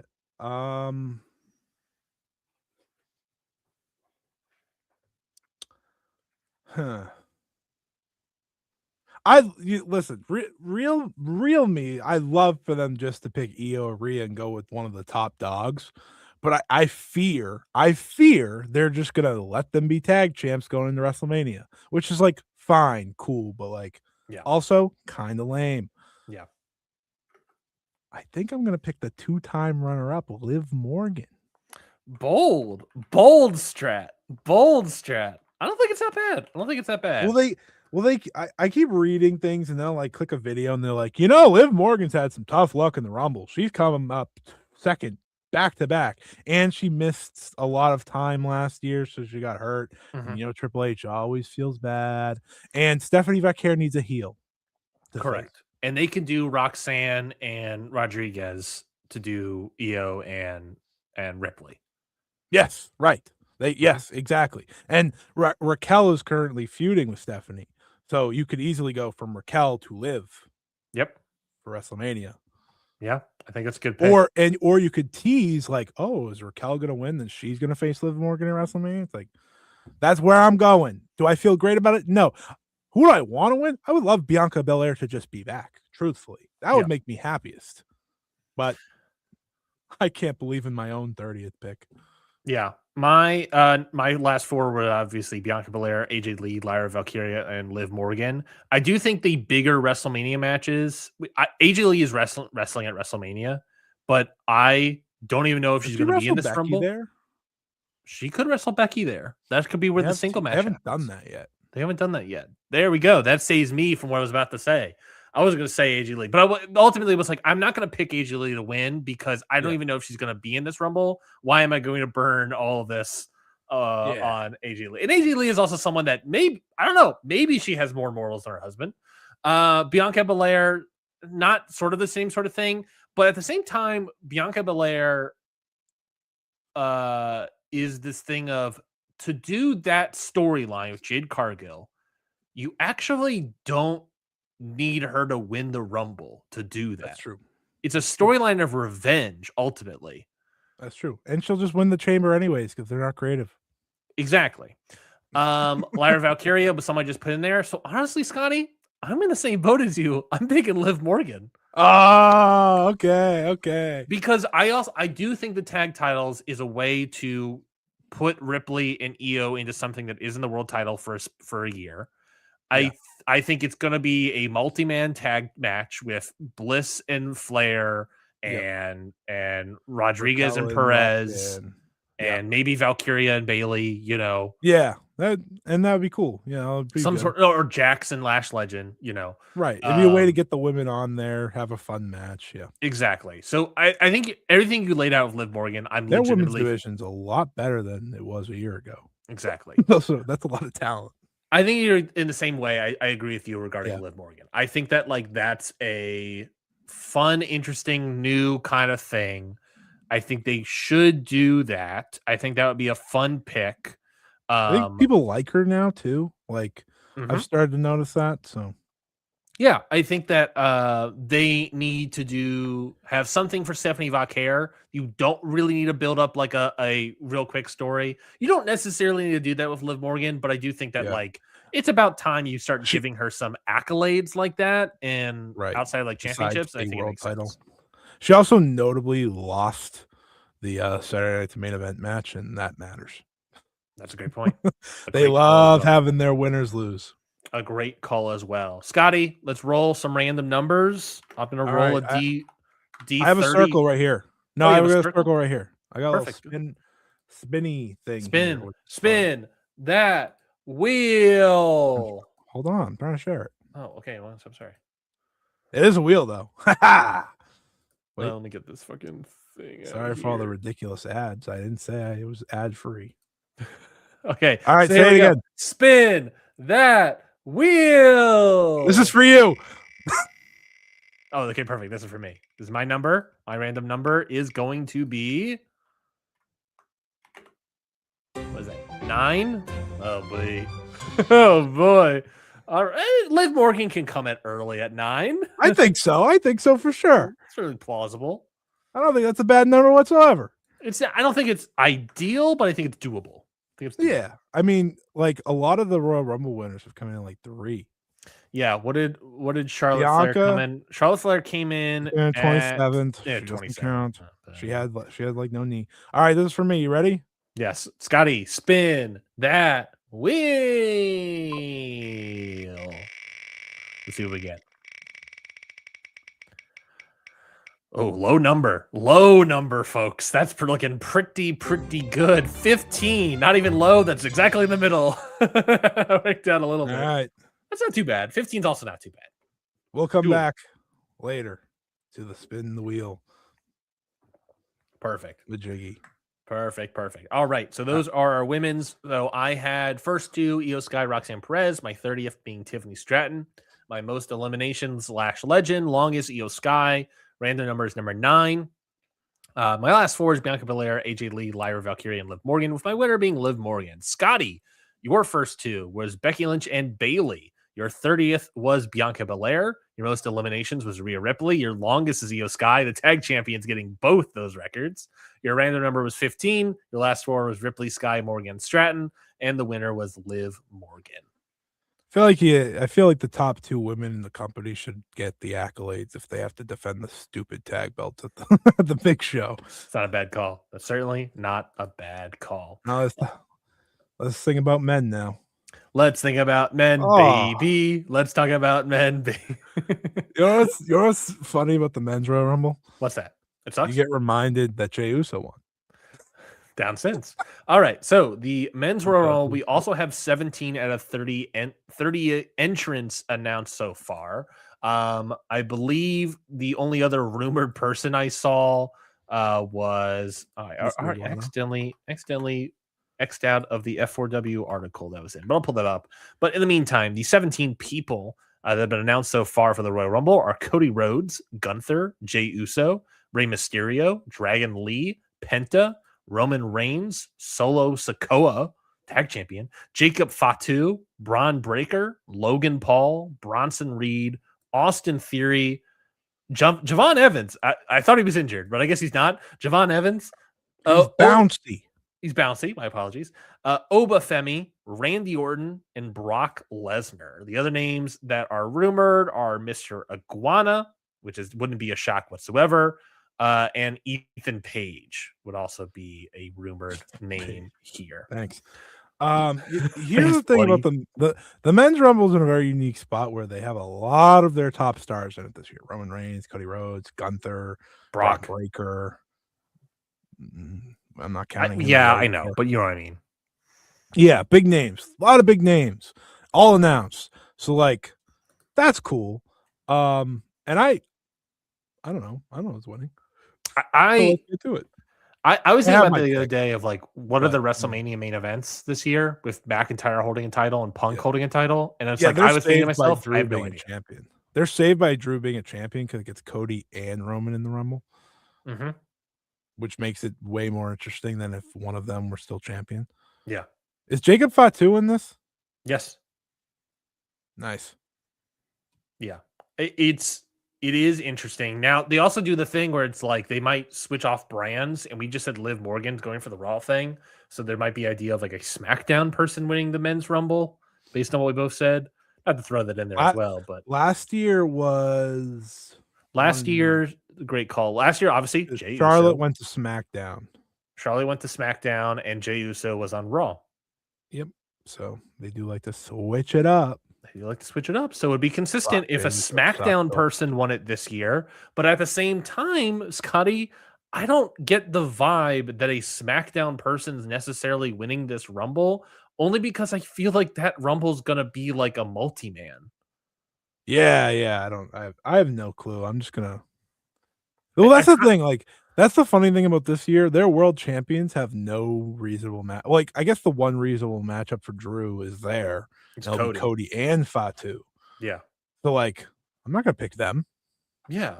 And then it's like the Punk side. It's like Gunther makes sense. It'd be cool if they let Braun Breaker win. I know that's not happening. No, there's also he's young. There's Brock out there, which you never know what's happening with him. You know, Roman Reigns, as we already said, even though he's listed as announced on SmackDown, you could do Roman Reigns versus McIntyre. Maybe that's what you're doing with Roman this year. That would be funny, just squishing McIntyre. Because it's also the question of like, okay, what are we doing with Roman this year? What are we doing with Brock this year? Yeah. What are we doing with all these guys this year? Yeah, you know, it would be very Roman. What's that? Winning this and then just like challenging an elimination chamber and then just walking into the WrestleMania as champion. That'd be fun. There's also the Damocles sword of Seth Rollins. Is probably bouncing back up in here today, though.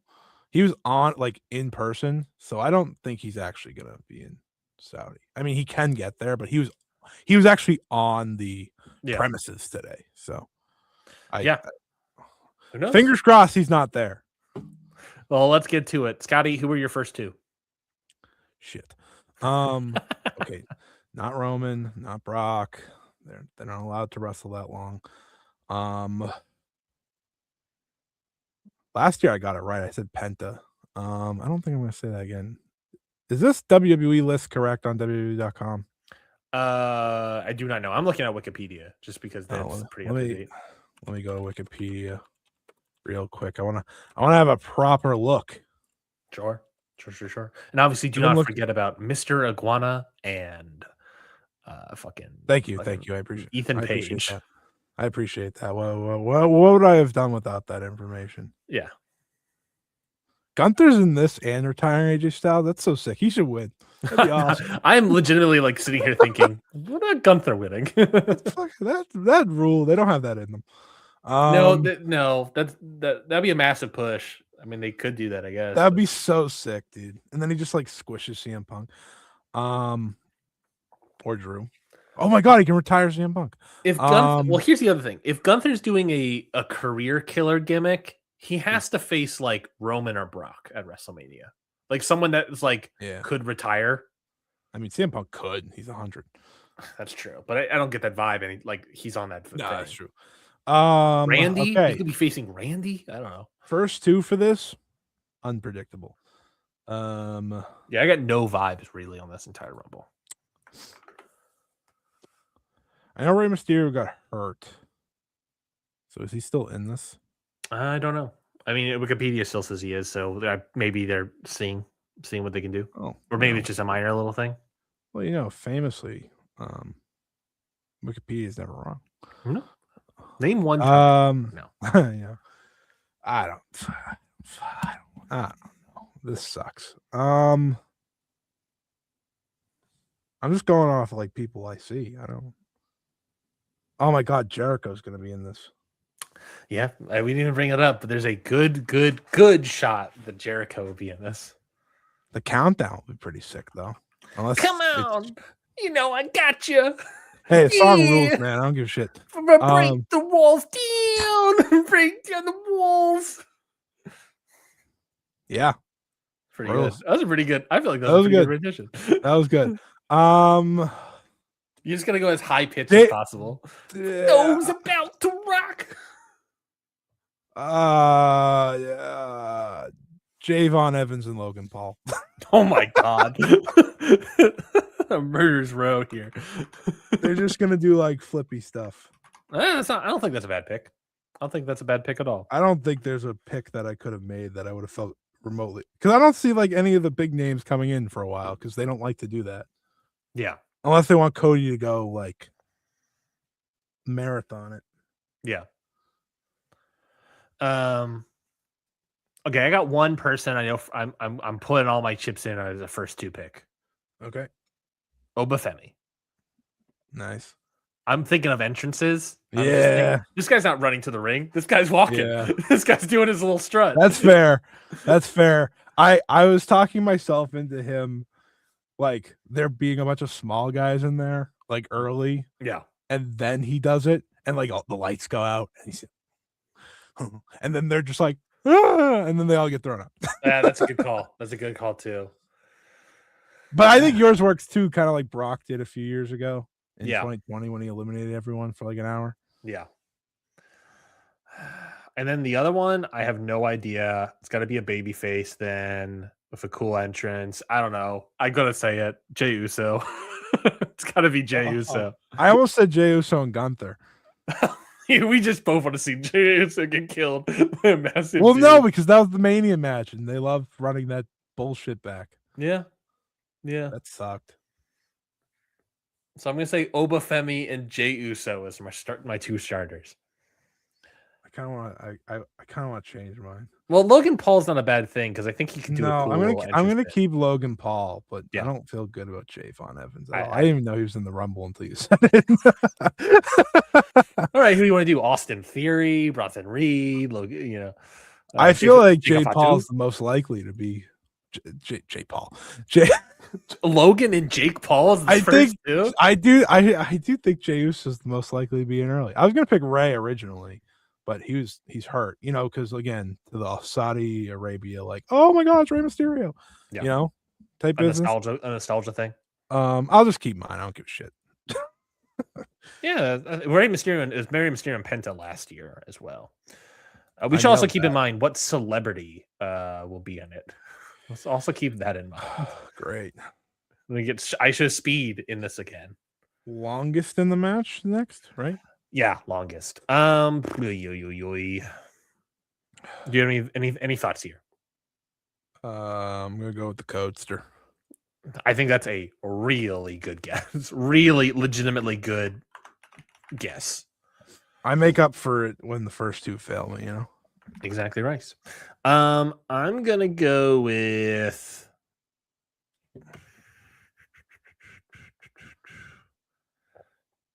I honestly do not know. I think I'm gonna go with Jey Uso. No. Well, you had him come in first. I think I'm gonna go with Fatu. Oh, that's a good one. I feel like that's a good vibe. I'll kill myself if it's Logan Paul. Who was the longest last year? That was Penta last year. On accident. That was definitely not on purpose. Yeah. It was like 30 minutes. Most eliminations. Last year we had a tie with Jacob Fatu and Roman Reigns. Oba. Yeah, that's a good guess. That's a real good. That being said, Obafemi, Brock Lesnar, and Roman Reigns are all in this. Mm-hmm. Tough. It's And Braun Breaker. He could eliminate. Yeah, I'm picking Breaker. I don't think he's winning the Rumble. I think they're going to give him something. I think it's most eliminations. Guy like me having OpenFemi eliminate the most people and win, but Triple H don't know ball. So yeah, exactly, Rice.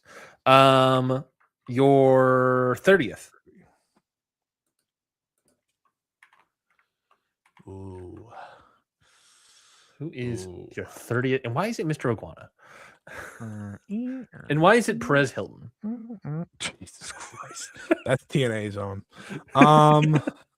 Which TNA wrestler is showing up in the Rumble this year? None. Santana? None of them. They got most inspirational wrestler of the year, Mike Santana? They got everything they wanted out of him. No one. Not giving them that what are you talking about? Mr. Elegance is making that flight, baby. Yeah, if they announce him one more time, is Trick Williams in this? Where's Trick Willie at? He's unannounced. Unbelievable. No Trick Willie. That would have been a good opening one, though. By the way, if he was announced, SmackDown's tomorrow, so there's always a chance they'll announce him tomorrow. Fuck, I should have picked Trick Willie as my first.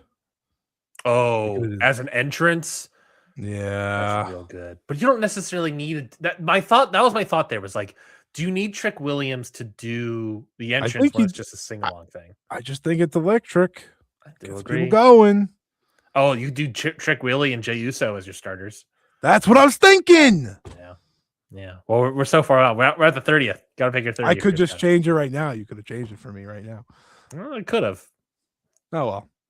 30th, obviously, last year was Logan Paul. Okay. That sucks. That's I mean, it could just be like Roman. Like we could, this could just not be fun. This just could be like the simplest. There's a couple picks here. There's Roman. There's Brock. Randy. Isn't Randy in this? Randy's in this. Yeah. There's Roman. There's Brock. There's Randy. There's Seth. Kevin Owens back looking like these days. Kevin Owens, I guess. He's like sort of a Bianca Belair situation. There's Seth. There's Jericho. Yeah. Jericho's a late number for sure. Yeah. Do I just rock with Jericho? You've always rocked with Jericho. Yeah. Thanks. You've been a Jeraholic all your entire life. There was a time I was a Jeraholic. Everyone gets that time. Everyone hits that time. Everyone has that time. Logan and then you go to Jeraholics Anonymous, and then you call it. Logan Paul was 30th, you said, so like doesn't matter. No, not really. Ooh, I kind of want to pick Gunther here. Ooh, Gunther's not bad.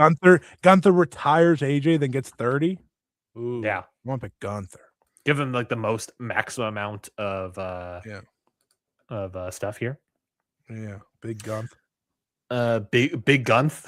And he gets eliminated by Randy, and that's who he tries to retire WrestleMania, or Brock. Oh, I think there's something there. So my 30th is going to be. I'm gonna go Rollins. I'm gonna go Seth Rollins. Gross. Bold pick, bold play. Going in Seth. I mean, probably not that bold. I feel like everyone's saying he's gonna be there. Yeah. I think that Gunther Brock Randy thing in my head is a little bit earlier in the thing. Sure. And Jericho, I don't know. Jericho, I have no idea that like there is fully a chance that Jericho's not even in the Rumble. Let's be honest.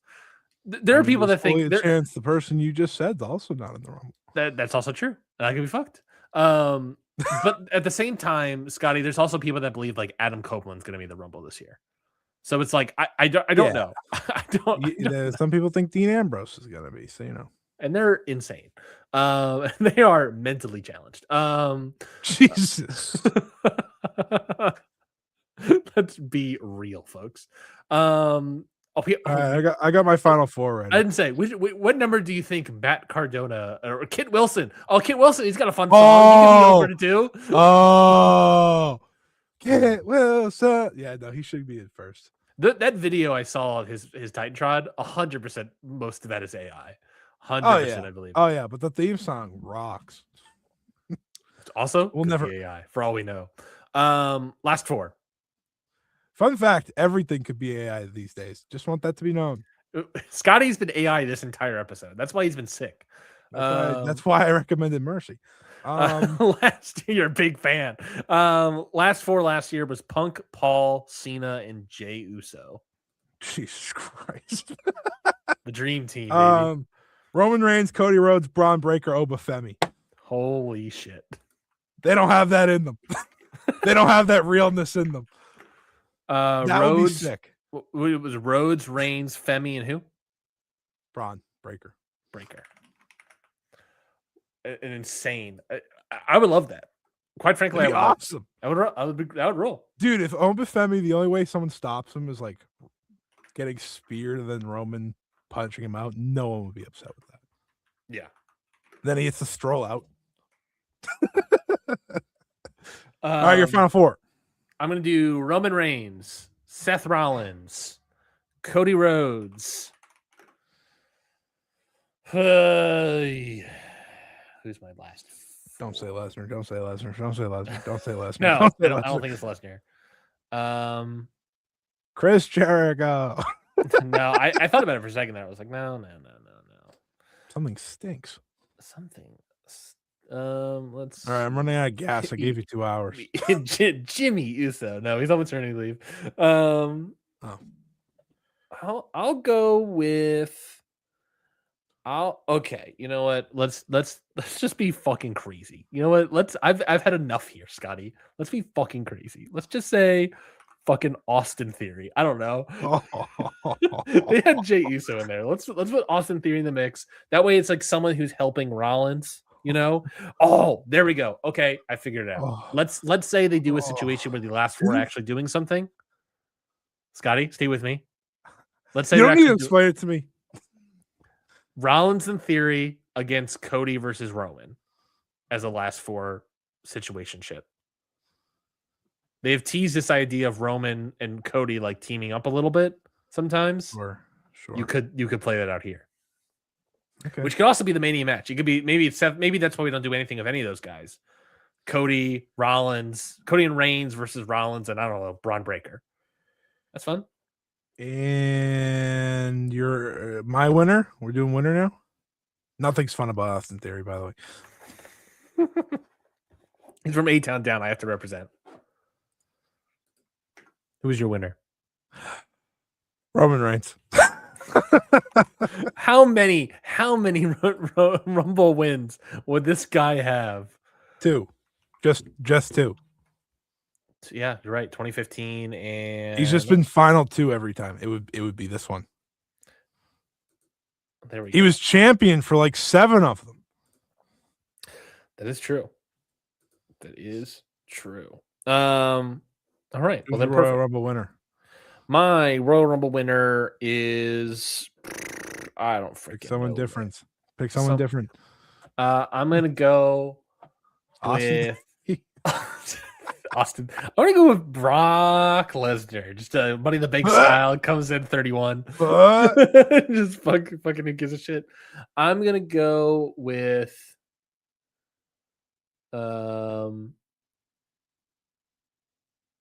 I'm gonna go with Reigns right there. Be lame if we picked the same exact one. I'll go with Rollins. All right. I don't know what the fuck they're gonna do with Roman this year, but part of me, Reigns is not a bad pick. Cody, that whole mess with the title and all these different people. I don't know. I can't read the tea leaves, but Rollins, he's not even in the match, and I'm picking him, and I didn't pick any other people because of that same reason. I'm picking Rollins. I don't know. Here we go for my number. All right, here we go. Spin that wheel. Thank you.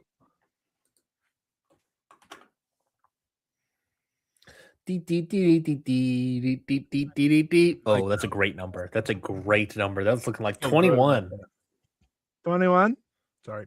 That's a great number right there. And for Ryan to close out the show. Spin that wheel. Thank you, everybody, for listening to this week's episode of Ring Post Radio. I'm your host, Ryan Knightsey, and that's Scotty Edwards. We'll get some more plugs after the break. Terrible number. Horrendous. Number 2. I have to pick in my estimation, Scotty, either Obafemi or Jey Uso to go all the way. Or in my estimation, Javon Evans. I mean, Obafemi would be the legitimate, like, all right, here we go. We've come to play. That would be the coolest thing WWE's ever done. That would they won't do it. They won't do it. He's anyways, not old enough. Ultimately, he's not old enough. YouTube.com/@ScottyWrestling. Match of the week was. Ooh, I don't know. Anything for the Mayu show? We didn't talk about it. Oh, yeah. I'll just do the Mayu match. Fun little celebration before celebrating 15th anniversary. Then her and Tommy was fun. There's some good matches on there. A lot of fun on that show. I have a review up on the YouTube channel. Also have a YouTube video up about Saya Kamatani, who should dethrone her for the World of Stardom Championship. We'll have a video up sometime tomorrow about the Marigold show that is airing tomorrow morning. And my movie of the week, since we can get to talk movies, I watched No Country for Old Men in my sickness. So that was fun. What do you think? What's his name? I always forget his name. Javier Bardem. Yeah, Javier Bardem. What a terrifying individual he decided to be in that film. Thank you. Great. Terrifying. Oh my God. I was like, this guy.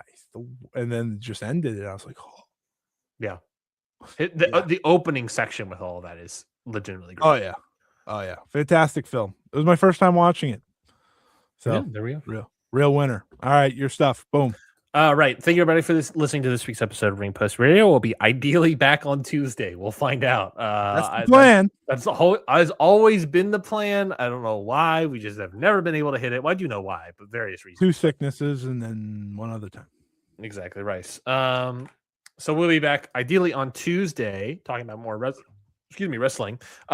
My match of the week is going to be one match that I thought I've already talked about the main event of Dynamite, and I said that was a great match. And obviously, go watch that. Oh, I like this match from the Mayu show more than the main event. Was it Yuzuki? It was Victoria Yuzuki versus Kamoa Minami. I thought that match was 4-star flat, great. It's awesome. Great match, legitimately great. It was sort of what I wanted from the first stream match with Yuzuki against Shoko Koshino. Yeah, Kamoa's a better wrestler, better prospect. Yeah. Shioko's 37. Kamoa's not. Ironically, it's like the true like green prospect is like, oh, Mayu's wrestling her tomorrow. I'm excited to see that. My other bits are your movie of the week. My movie of the week. I am halfway through watching We Need to Talk About Kevin, if you can believe it. But I also watched I watched 2 movies. Did I watch 3 movies? Hold on. Calculating. I think I watched 3 movies since the last time we spoke. Ooh. Perhaps. And those 3 movies are Dead Man's Wire. I also watched 28 Days Later. Continue. The Bone Temple or? No, I just watched the first one. Okay. I watched Dead Man's Wire, the new Gus Van Sant movie. Yep. I watched Springsteen, Deliver Me From Nowhere. Stunk? It was all right. It was fine. Yep. The performances of Jeremy Strong and Jeremy Allen White, the Jeremy's performances were generally really good. Story was bland. Story was incredibly bad. I think they left money on the table. And I saw, to end out our Francis Ford Coppola month, I watched Peggy Sue Got Married. A good movie. I think they biffed the ending of it, but an incredibly great performance from the only female lead of any Francis Ford Coppola movie, Kathleen Turner. Extremely great performance. Opposite of an insane Nicolas Cage performance, where he said he was only going to do it if he could be as broad and over the top as possible. And boy was he, Scotty. An insane performance, but an insanely great performance from Kathleen Turner. So go check out Peggy Sue Got Married. Check it out. It's a time travel movie, if you believe it, in a way. That's the basic plot. It's interesting. It's an interesting movie. So you can follow us on social media if you dare. Listen to Ring Post Radio wherever you get podcasts. Scotty is slowly dying, so I'll be quickly out of here. Thank you, everybody, for listening. Like I said, we'll be back Tuesday talking about the Royal Rumble and the results of said Royal Rumble. And other stuff, I'm sure. And other stuff, I'm sure. Evil's debut happening concurrently with us on NXT. And of course, like you said, other stuff, I'm sure. I'm actually not entirely sure what it is. I still need to update my calendar. All right. Thank you very much for listening to this week's episode of Ring Post Radio. We'll be back next week with an all new episode. Until then, goodbye, everybody.